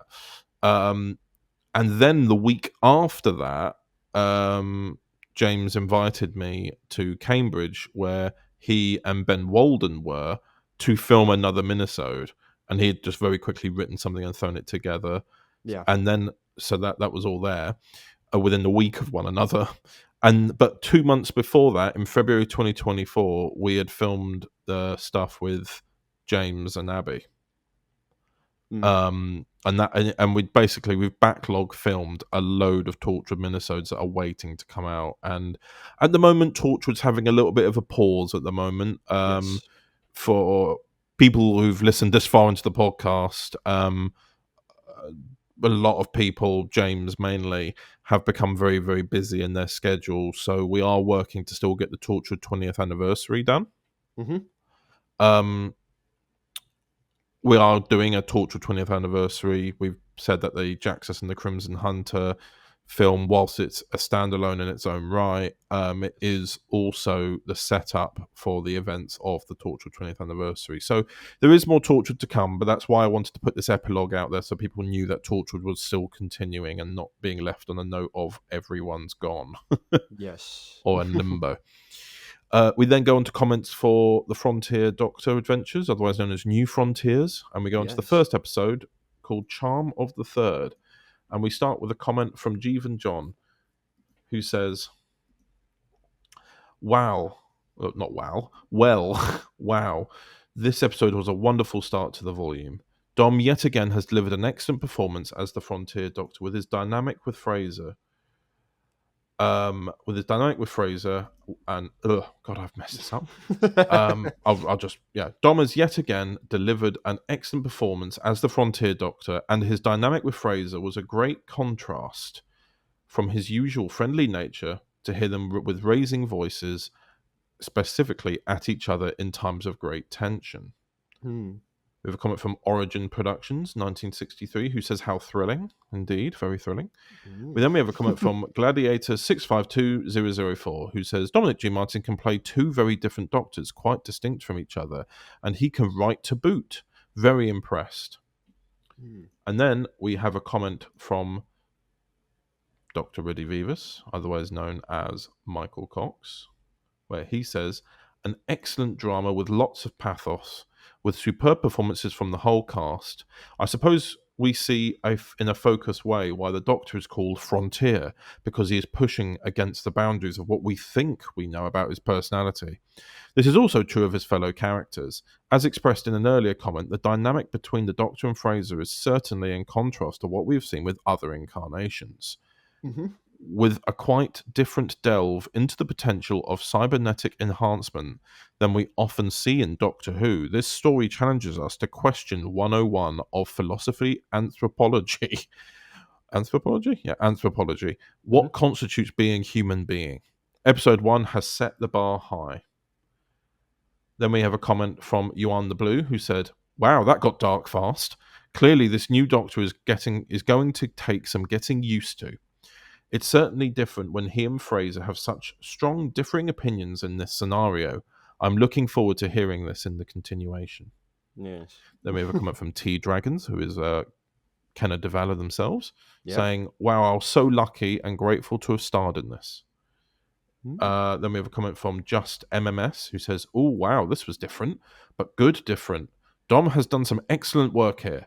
Not only as the Doctor, but as the person spearheading the story and the actions of this universe. I like how sharp things get with just a simple walk into another time, especially for Kenna's Eloise Fletcher. But also, I like the fact that we're getting someone else that we're used to with Fraser, but also these new layers and new stories for him at the same time. I really cannot wait to hear what happens next. Let's cross over these new boundaries. Indeed. There's been a very good reception to the Frontier Doctor. It's a very different kind of story. Yeah, and it's a lot. I think the way that Frontier is obviously characterized is very, very different from the Doctors that we've seen on or heard from on Overton Audios. Oh, 100%, 100%. It's really, he's a really fascinating Doctor. He's not so jolly with companions. He's kind of got an intensity about him. He can have a very warm intensity, but it's not something like comforting either. It's all based around the loss of the first person he met in this body. Yeah. Who was called Cynthia in the prologue. He lost her, and he was never quite the same again. It kind of set a tone for the rest of his life, sadly. Yes. So moving on to episode 2, which is called The King's Bargain. We have a comment here from Jeevan John. What an absolutely incredible second episode to this incredible volume. The theme and setting were incredibly translated in audio to make it feel mystical and historically accurate in a way with the pirate aesthetic. Dominic G. Martin yet again gave a sublime performance as the Frontier Doctor, as well as writing this episode so beautifully.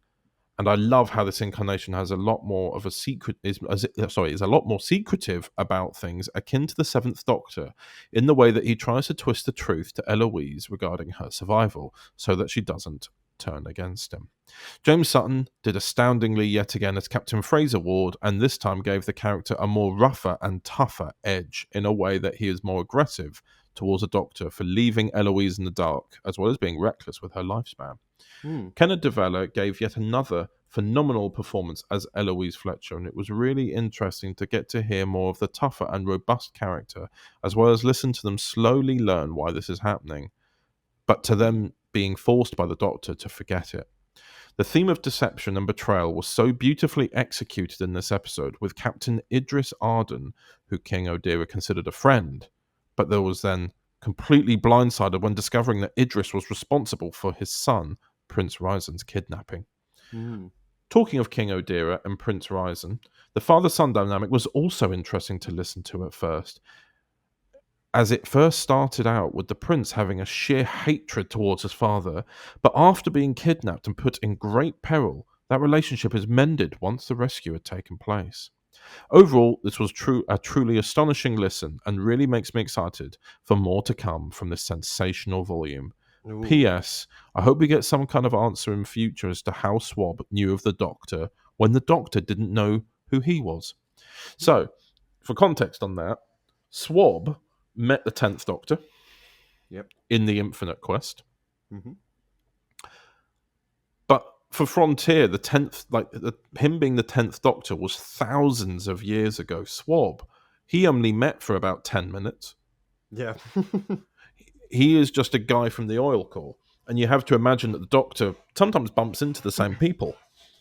Yeah. So it's been a while for him. He can't remember Swab because it's just been years. Yeah. That's why Swab is really annoyed, is because he's been forgotten. But yeah, so I appreciate why that might have been confusing. But it's in the same regard that the 12th Doctor didn't remember the Madame de Pompadour ship. And that was only 2 incarnations ahead. Yeah. Well, 3, if you class, 10 as becoming 2 people. But nonetheless, it was still and that's the thing with the 10th Doctor. I won't get too much into it, but with the 10th Doctor,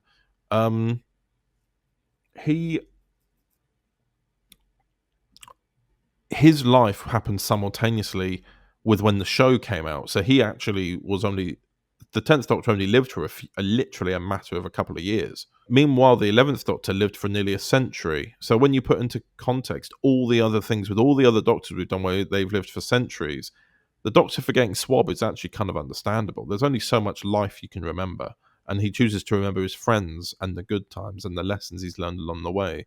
Swab, he didn't do much to Swab. He used the sonic screwdriver on the ship, causing it to buckle, and then Swab fell off the ship. It wasn't much of a lasting threat. So that's the reason why they don't know one another. Well, so that's why Frontier doesn't recognize Swab immediately. Yes. Moving on to the next comment. Gladiator 652004 says, "This script is a hoot. And if only Chibnall could have done a companion characterization as well as this, and the tension with the Doctor, intriguing politics, non-preachy and thought-provoking. Good pirate too. Excellent acting to boot." I never am sure how to feel about those comments because I do quite enjoy the Chibnall era. That's why episodes like The Candidate, which I wrote and directed and edited for Fractured Timeline, is meant to be feeling like a Series 11 story.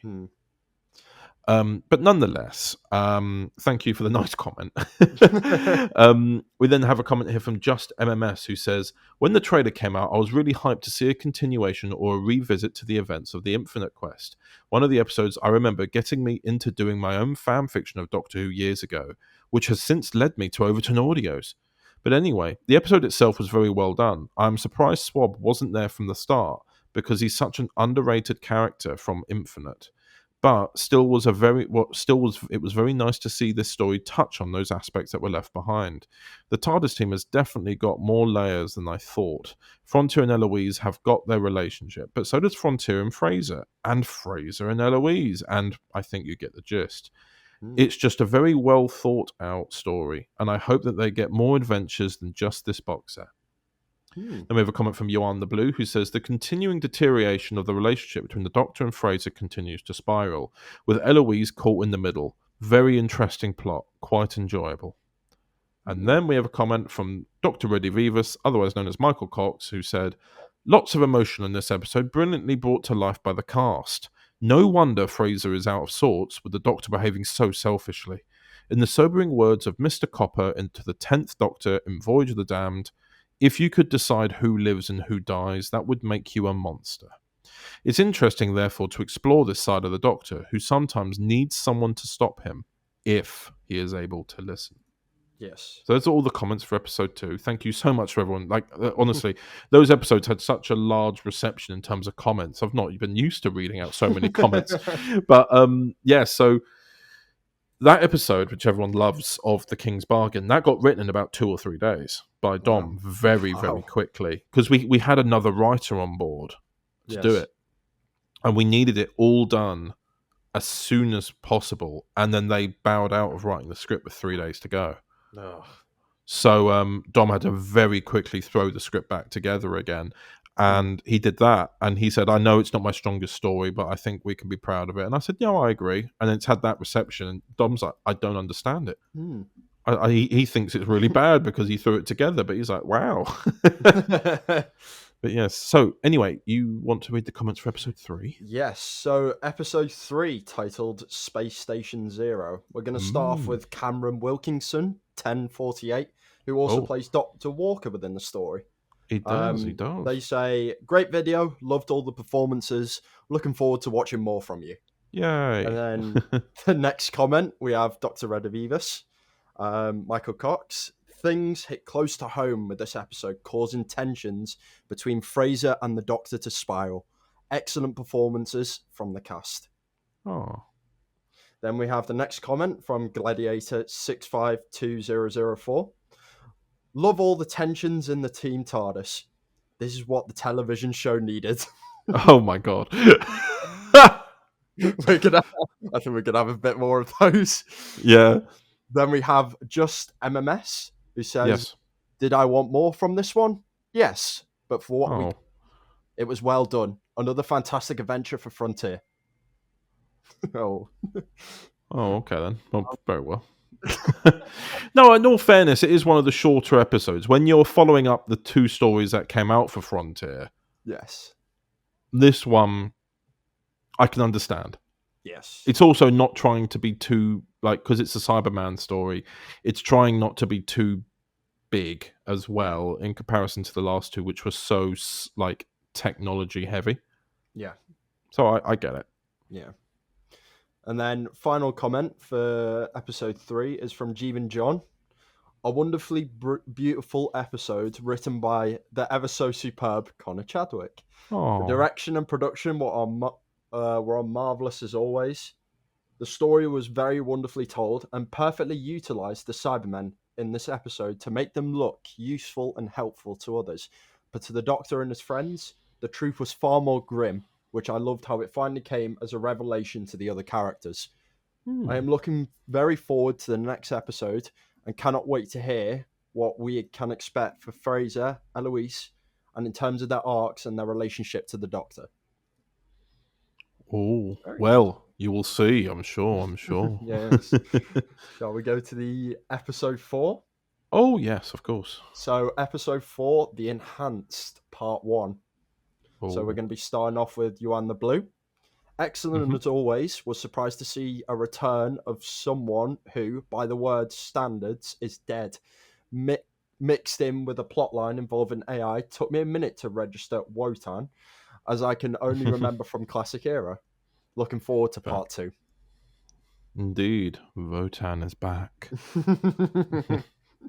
And then we have T-Dragons, or Kenna.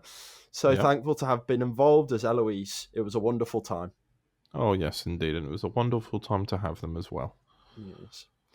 Then next comment is from Gladiator 652004. Gripping tale, brilliant ending. Your stuff is so much better than RTD2. I love how we're escalating. I love it. First it was Chibnall catching strays. I love it. Oh my god. Next comment we have is from Dr. Redivivus, Michael Cox. A strong opener to the two-parter. The Doctor meets an old adversary, but with the twist. The focus is now people, not machines, thereby demonstrating that more could have been done with it in the Classic Era.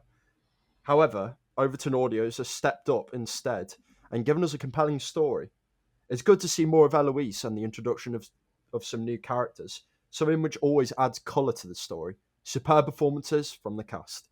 Oh, Michael. And then final comment for episode 4 we have from Jeevan John. A sensational first half to this magnificent finale. The storyline of AI and Pearson's fascinations with it were incredible to find out about, as well as his team up with what was revealed to be Wotan. It was also intriguing to hear more of Ari and find out how he keeps popping up in places, even though he is dead, which I hope we get an answer to what is happening. The writing for the episode by Connor Chadwick, as well as Frontier himself, so Dominic G. Martin, who's got knighted, was truly a work of art and was brought beautifully to life with incredible performances from the stellar cast. The editing by Connor and the beautifully put together cover art by Motion Idea Films, thank you, Gina, there you go. who along with the amazing summer visuals has made some sensational cover arts for most of the episodes for this spectacular volume. I cannot wait to hear how this all comes ahead in the finale and how the story of Eloise Fletcher and Fraser Ward will conclude. Indeed. That's a very nice comment. And now, shall we move to the finale, which is Enhanced Part 2? So, starting off with Yuan the Blue. Excellent as always. Lines are drawn between the Doctor, both among Fraser and Unit. It's nice to have another reporter cast member, even if she prefers to stay where she is. Time to see where the new adventure takes them. Yes, indeed. The next comment, Dr. Redivivus. That Wotan voice was amazingly accurate. Part 1 opened strong and Part 2 didn't disappoint in bringing the story to resolution. The battle lines between enemies are clearly drawn and juxtaposed with the more subtle and complex relationship between the Doctor and Fraser, who seems to be wondering how well he really knows the Time Lord. The Frontier Doctor's attitude and motives are not always easy to understand. So much like the Sick Doctor, this gives characters and listeners alike scope for exploring afresh the mystery of who the Doctor is. Very nice comment. Very nice. Then we have one from Jeevan John. A wonderful final episode to this incredible first volume. The use of Wotan in this episode was excellently utilised, and its determination to gain the Doctor's mind was really enthralling to listen to. The animosity between the Doctor and Brigadier Robson was fantastic to listen to, as it really showed how ruthless Robson can be to protect his own ego, even threatening to kill the Doctor if he tried to defy him into Unit. The reunion between Ari and Eloise was beautiful to hear as well, but the ending completely shattered my heart as Ari chose to selfless? Probably, like, sacrifice, probably. Yeah. To save the others, even though he was dying, which was truly amendable. Fraser's characterization in this episode was also fantastic. To hear and to listen to him in in full captain mode by helping to take down the Wotan by using prior knowledge of a previous encounter that Torchwood had with them. It was lovely to hear that despite everything that she went through, Eloise, who chose to still travel with the Doctor throughout time and space in the TARDIS. Overall, this was brilliantly made. This was a brilliant... Oh, sorry, I cannot speak. No, you're all good. Overall, this was a brilliant made finale, written wonderfully by the sensational Dominic G. Martin and Connor Chadwick. I cannot wait to see where the TARDIS travels will take Eloise Fletcher and the Frontier Doctor next. Oh, very nice. Then the final comment for the volume for New Frontiers 1 is from Gladiator 652004. The Doctor got the sack. This is great, and I love that so much. It's slow moments when the characters can disagree or say how they feel. It makes for great drama. So much better than the speeded up Flair on TV. Oh my god. I sense that Gladiator 652004 is not a fan of the TV show currently. Yes, I gather. And possibly hasn't been since Capaldi left. Yeah, every era is getting attacked after Moffat. But nonetheless, I always feel a bit awkward myself about when people say this is so much better than the show, because I'm not trying to treat it as a competition. I massively appreciate that people see the stuff we make on the same level. Yes. I take that as the highest compliment. But I never want it to be, you know what I mean? I'd rather be standing alongside the show than people putting me above it sometimes, you know. But I appreciate the sentiment behind it. Yes. But nonetheless, preferably let's not put the show down. But yes, so that is the end of the comments. Yes. But nonetheless, speaking of like you making cover arts and everything, you made the cover arts for the Pat Gang volume. Yes, I did. Shall we go to the segment about that? Of course, sir. Indeed. Let's go.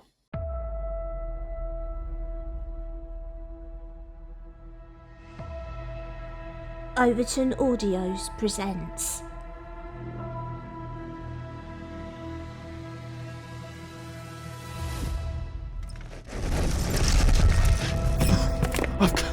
I've got to get away. For the Nexus. No! Dead end!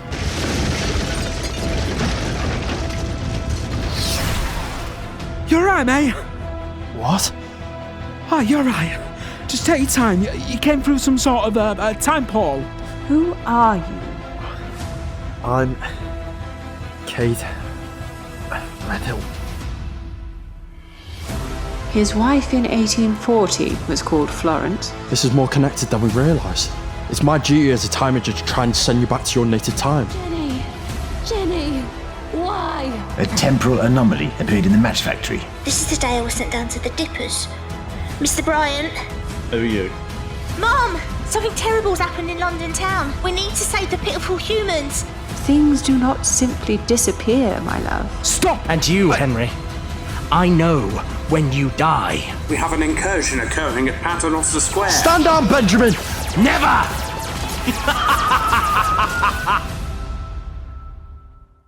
The Paternoster Gang. Future Outcomes 2. Coming 27th of September 2025 at 12 p.m. I can be your emotional support. What? I saw this on a TikTok. I will be your emotional support.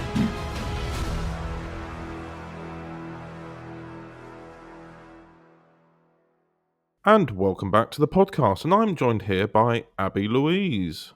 Hello.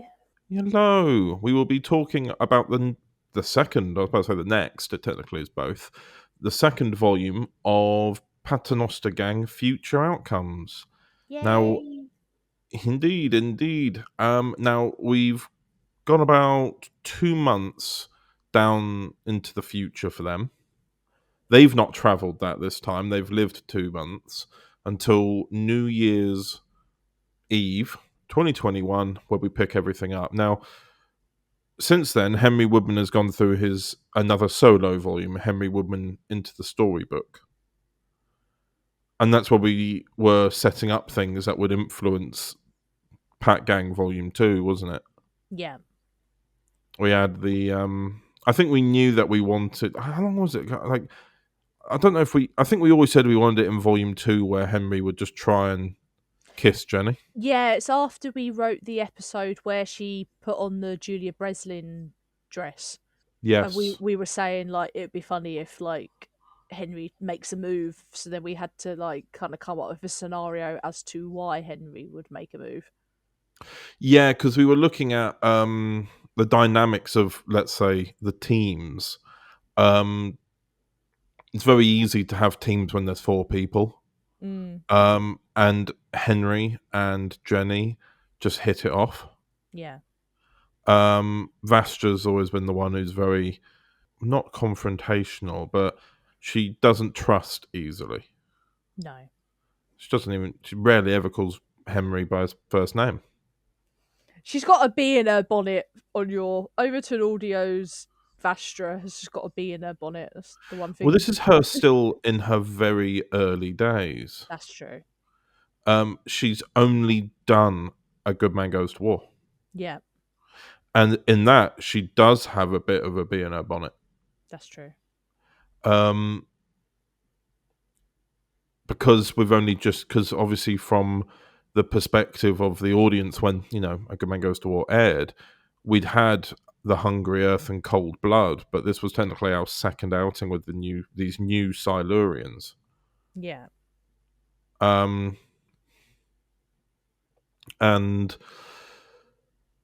I'm sure she'll change over time. Yeah. Yeah, it's something where we've broken up the teams. Yeah. By having Henry make a move. I mean, only Henry Woodman would try and make a move on a lesbian. But this was, for context, for those who don't or haven't yet listened to the Henry Woodman solo volumes.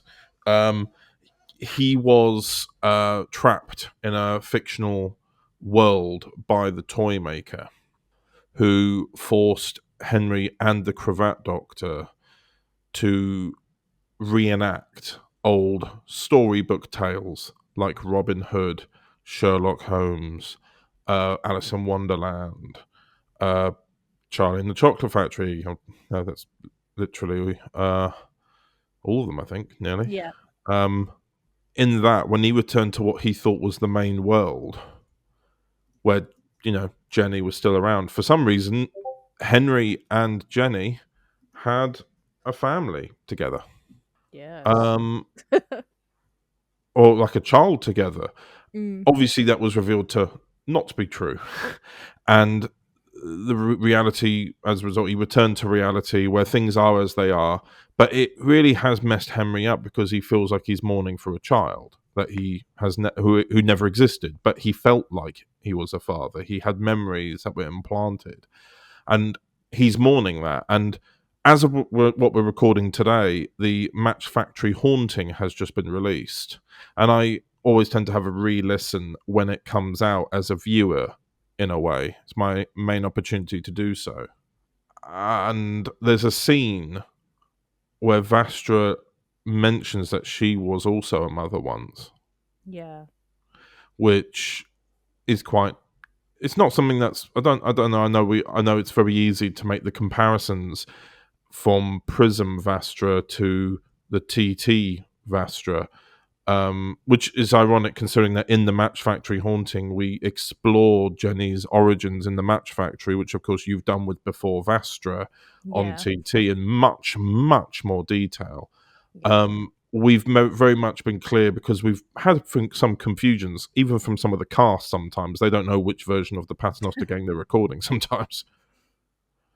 And this one, that story, the Match Factory Haunting, was one I think I've been talking about this story since Volume 1. Yeah. But we weren't sure if it was a Volume 1 episode. Yeah. I think Volume 2, having them settled in the 21st century a bit, and then reflecting on the past, which makes it feel slightly alien for them as well, is good to differentiate. Yeah, no, totally. So we have, for example, in in Prism continuity, Jenny arrives a bit later than her TT counterpart. Yeah. So the friends that she would have made, that she did make in TT continuity, carry on and go on to be very ill and die or leave. Yeah. In fact, there's I don't know if you can say a voiceless cameo in an audio drama, but Molly is in it, Yeah. and her jaw's fallen off. Yeah. Yeah, I remember when I was writing that. I think I sent it to Chelsea, and she was like, "Ah!" Because different reality, Molly. well, this is the thing, because the way that she feels about Julia Breslin is the same way she feels about Molly for TT. Yeah, totally. So I've gone, yeah, here's this scene where they see Molly with her jaw fallen off. And of course, that's based on the actual condition of something called Fossy jaw. Yeah, Fozzie jaw. Remind me, was that was the Dippers when? Yeah, so they used to use white phosphorus on the tips of the matches back then, and that's because it could be lit anywhere. You wouldn't need the size of a box. You could just light it on a wall or whatever. But it was highly toxic, and yes, and the girls would just get covered in it, and then they'd get fuzzy jaw, which is essentially like cancer of the jaw. And it would just eat away at the flesh, and would it just have to sit on the skin, or would it be when they inhale it, it gets stuck in? Well, I bet both, because they take their food down to the Dippers, so they sit there and eat their bread. Oh yeah, because this is what leads into, I suppose, the Match Girl strike as well, when they would have where they have to eat where they're working. Yeah. But no, they used to, their fingernails would glow in the dark because of the white phosphorus, and yeah, it wasn't great for them. And that was it, wasn't it? Their jaws would glow in the dark as well. Yeah.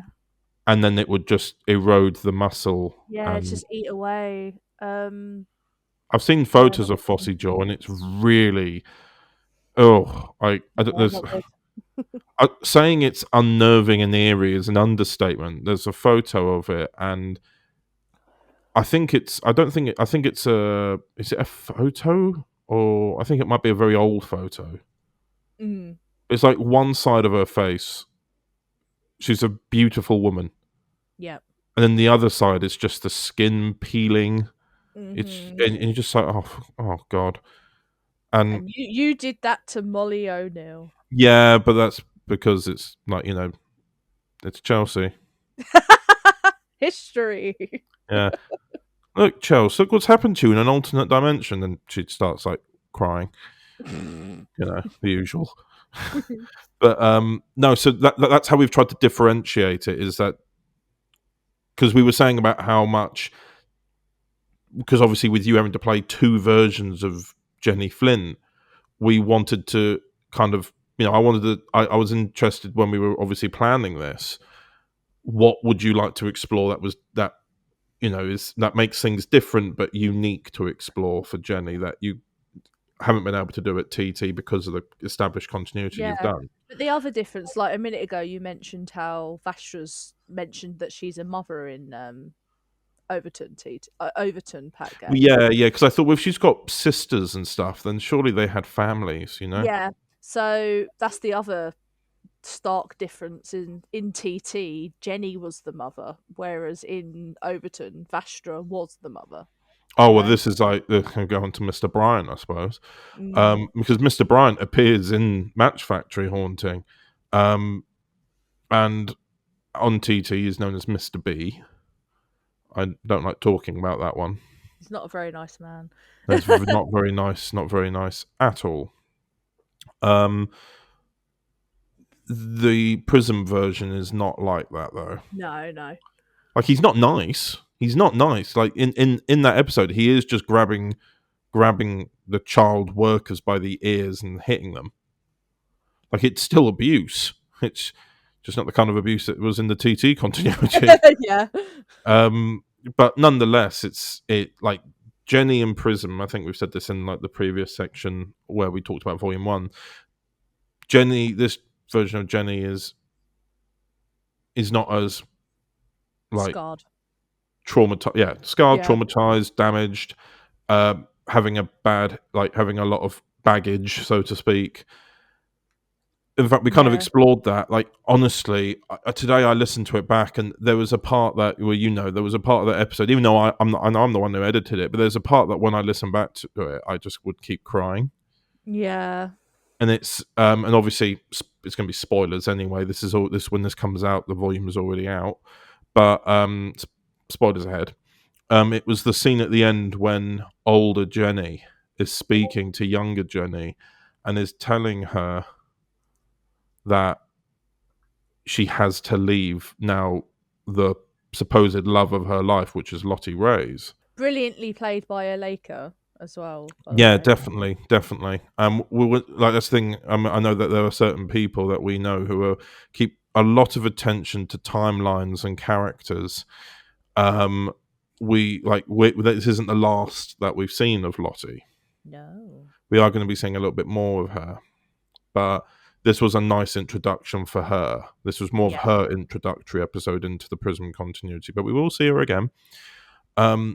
It was. I took a lot of inspiration from The Curse of Clyde Langer for that ending. For some reason, the ending of The Curse of Clyde Langer, which is the Sarah Jane Adventures episode, has always stuck with me. Clyde kind of, he gets a splinter in his finger from this totem pole. Yeah. And everyone thinks it's historical, but it's actually an alien totem pole that can, curse, obviously, as by the title. But Clyde gets cursed, and everyone hates him. Oh, right.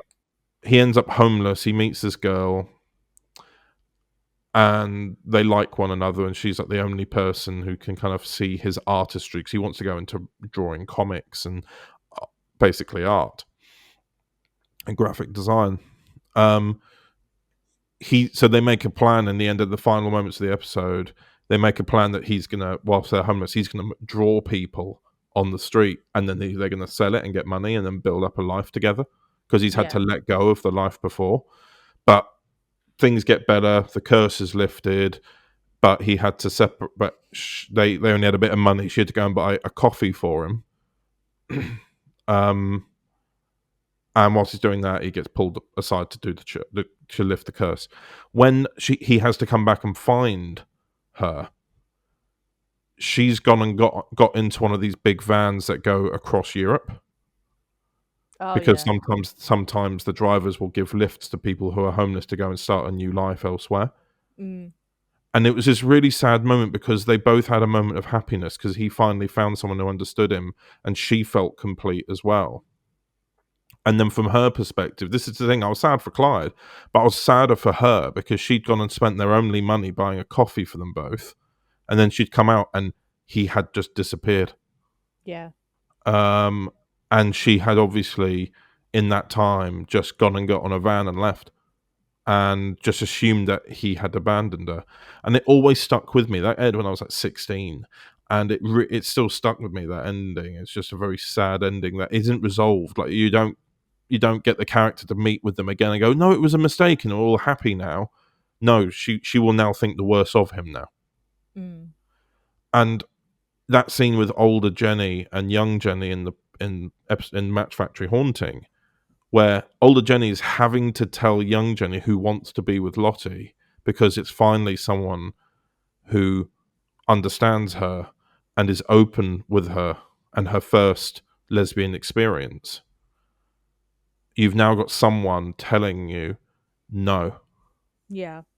And to run off and try and fend for yourself as homeless. Yeah. And all you hear is young Jenny weep and run away, and that always hit me. Yeah. Like, I was always like, I mean, well, I was telling you about it when it was happening. I just got really emotional listening to it. It's my acting, my darling. Yes, indeed. But then, of course, then you have Lottie who doesn't understand either. And either way, older Jenny knows it was necessary, but both her younger self and her first love hate her now. But it was necessary in order to have the life she has now. Yeah. But it's the fact that they can't begin to understand that sacrifice that's got to be made in order to secure the happy times in the future. So it has to go unresolved and unexplained, that you have to kind of bear that being thought of you. You know what I mean? Like it was something that it completed a cycle for Jenny, and then she was able to get out of the time shift. Yeah. I'd say that one thing about this episode as well, because obviously voicing Jenny on TT, she's nearly 40. So she's a lot older than your Jenny. You've been So able to sort of obviously- change it a bit. So obviously voicing younger Jenny for Overton, but then having to voice younger Jenny. Yeah, I think we worked out that it was. I mean, how old is Jenny in 1892? 14, I think we worked out. 14 in the Match Factory. Yeah. And I think we worked out, didn't we, that A Good Man Goes to War, which is around when this is 1892. Yeah. So she's 24. So you're playing 24 and 14-year-old Jenny. Good Man Goes to War is 1888. Oh, sorry. Okay, so because Astra comes back in just having eaten Jack the Ripper. So. Oh right, yeah. No, so I'm thinking of another episode we had to work out the timings for. Isn't that Crimson Horror? It might be. Yeah, that's probably the one I'm thinking of. Yeah. Yeah. So okay, so she would have been 20. Yeah. No. We should set in an old Match Factory just to throw that little Easter egg in there. Yeah, this is true. Actually, no, she wouldn't be. God, my brain trying to do maths.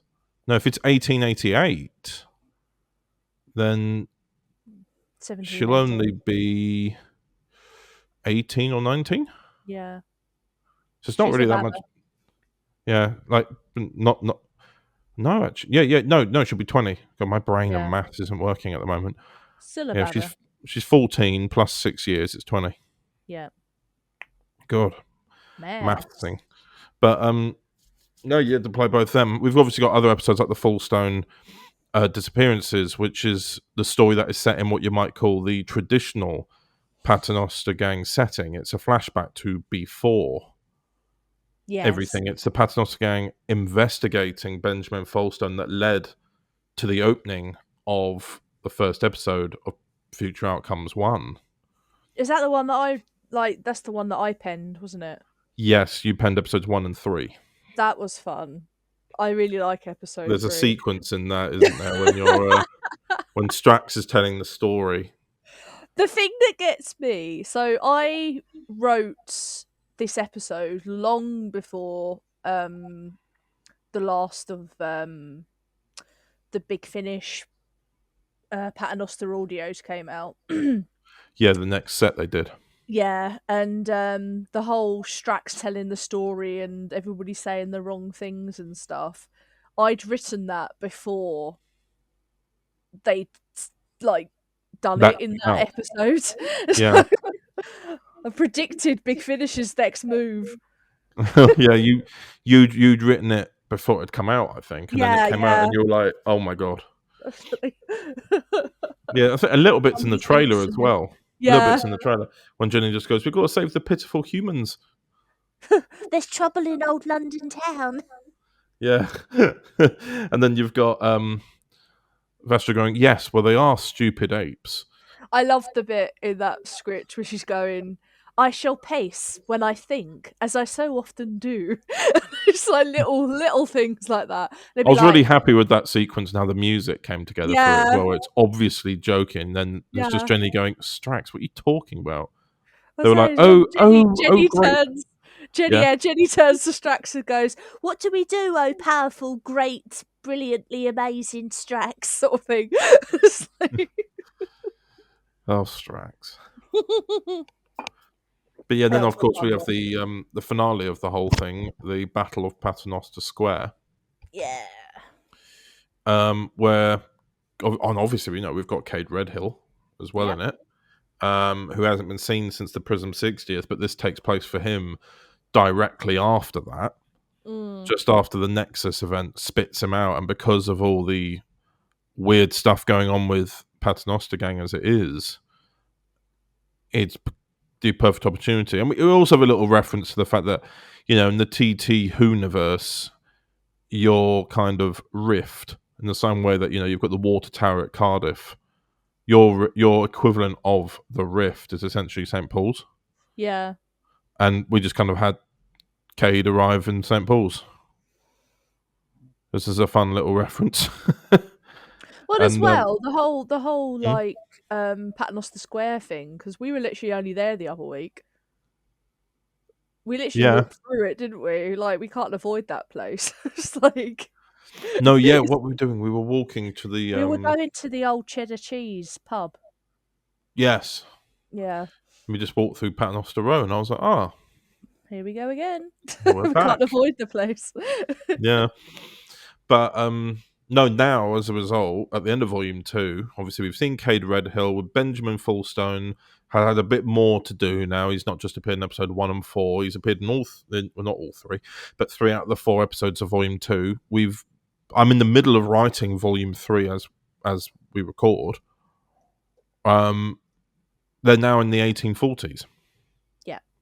Which means we can tell a few stories that are a little bit closer to that era again, rather than, we've had them introduced alongside Unit, and we've had like little Nidrak appearances. It's been a while since we saw Nidrak.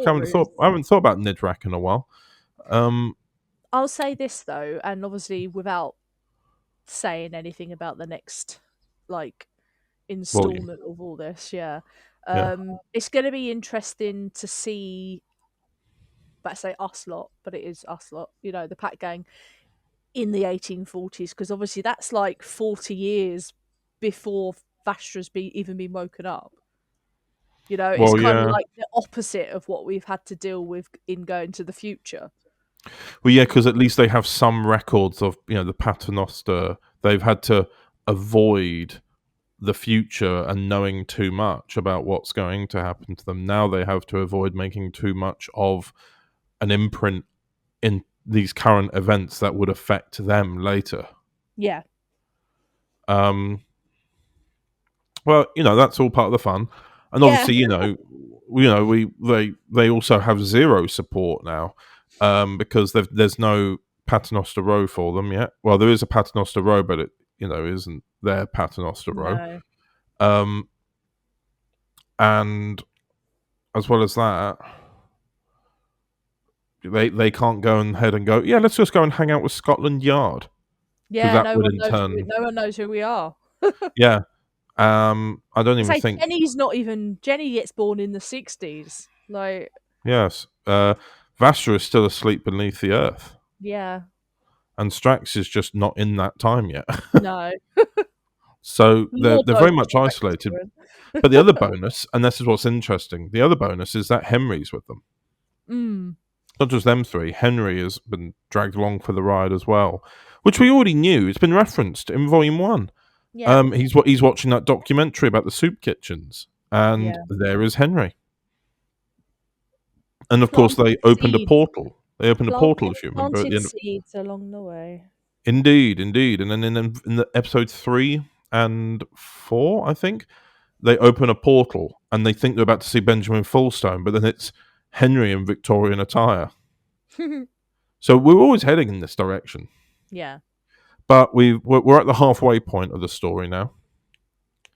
The next set of stories are proving to be certainly very interesting. A very interesting one, that's for sure. We love a writing challenge. And knowing laugh. I will just voice act and then run away and leave you to it. Indeed. But yes, it's a very interesting second volume. I hope people have enjoyed it. I don't know why I was sat there waiting as if people were going to respond. Yeah! Hooray! Insert claps. Woo! Indeed. But yes, is there anything else you wanted to add mentioning Pat Gang? I don't think so. No. Oh, Not, all right then. not at the moment. No.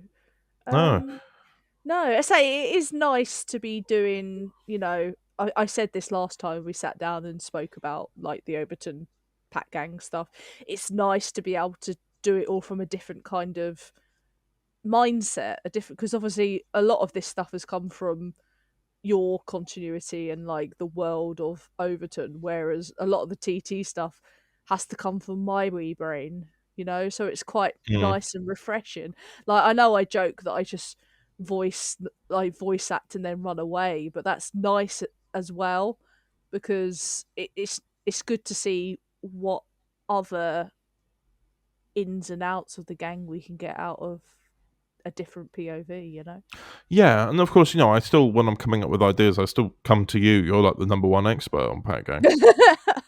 So I'm still like going, well, I'm thinking about doing this. Does this affect this? And what year, or like, what year was this built? Yeah, when did this place open? Like, Yeah. what was here at this point in time? Well, yeah, it was like, I think it was when we were writing the ending of Volume 2. I was like, what was Paternoster Row like in the 40s or the 1840s? And you're like, books and cafes. Yeah, bookshops. I was like, oh, all right then. But yes, indeed. Well then, all I think all I have to say is thank you very much, Abi, for being here. That's all good. Thank you for having me.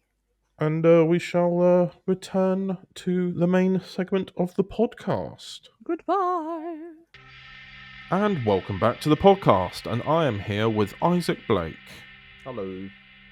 And we're now going to have a little look at what's coming up on Overton Audio. Shall we have a look? Of course, yes. Overton Audios presents. There is often a difference between appearance and reality. Although we rely on our senses, they can sometimes deceive us. And since we cannot reach a satisfactory conclusion, we shouldn't waste any time worrying about it. And you say they appeared out of thin air?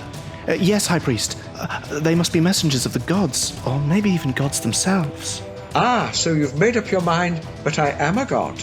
When the column appeared, it shone like silver.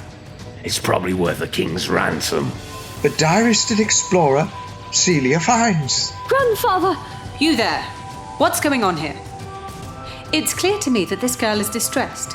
Will man's knowledge and skill ever grow to such a point that one day we will find our way to travel to the stars? Hold on to your dreams, John Smith. What are you doing? Get away from there. Who sent you? Who sent you? Calm yourself, man. You're talking nonsense. It's the manuscript of the Prelude in C minor. Now this, Susan, is history. Doctor Who, The First Doctor Adventures. Wanderers in the Fourth Dimension 2. Coming the 25th of October 2025 at 12 p.m.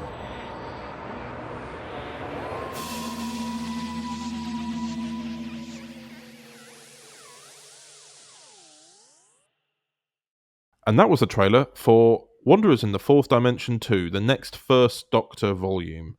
And it's been a little while since we had one of them. Obviously, there was glimpses of Gallifrey, but that's a very different kind of series. That's very Gallifrey bound, very Gallifrey bound. It's before the TARDIS.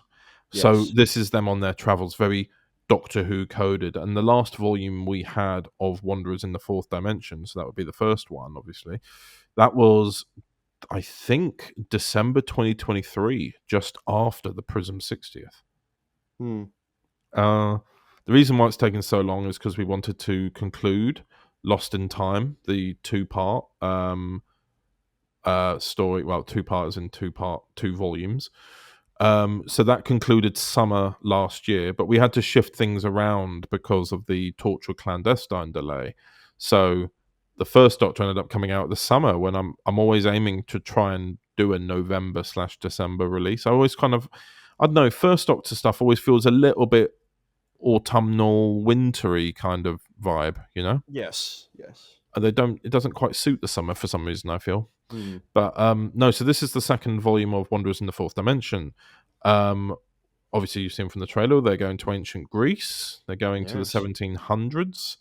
And then they, in Prelude, they end up in quite a few places, actually. Yeah.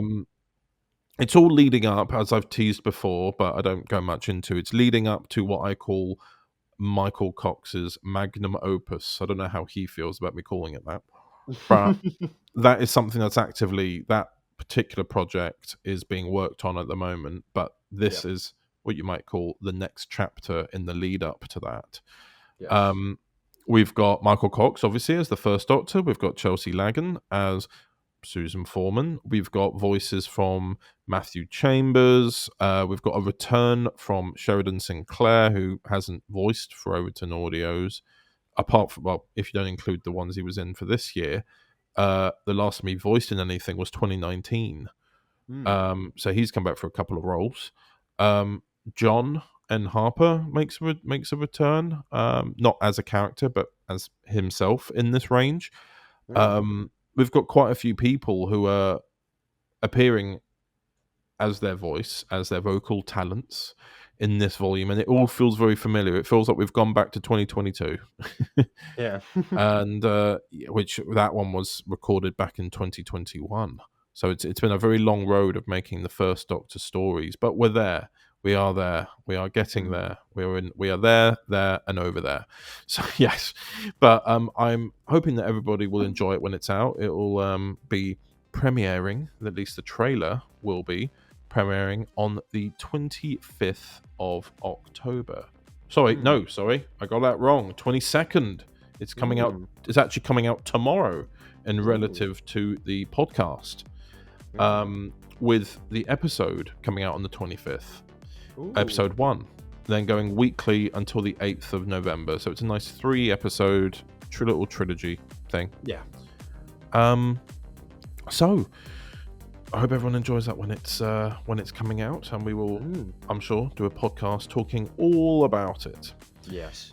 So there's nothing else to say, I think, Isaac. Then thank you to our Patreons, Daniel Wild, Anya Patton, Chelsea Lagan, and Delta Effects. I hope everyone has enjoyed this month's podcast, and thank you very much to Mr. Isaac Blake for being available today.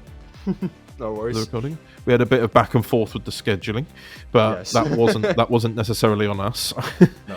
And yeah, so thank you all for listening. Thank you again to Isaac, and I will see you in the next podcast. Farewell. Farewell.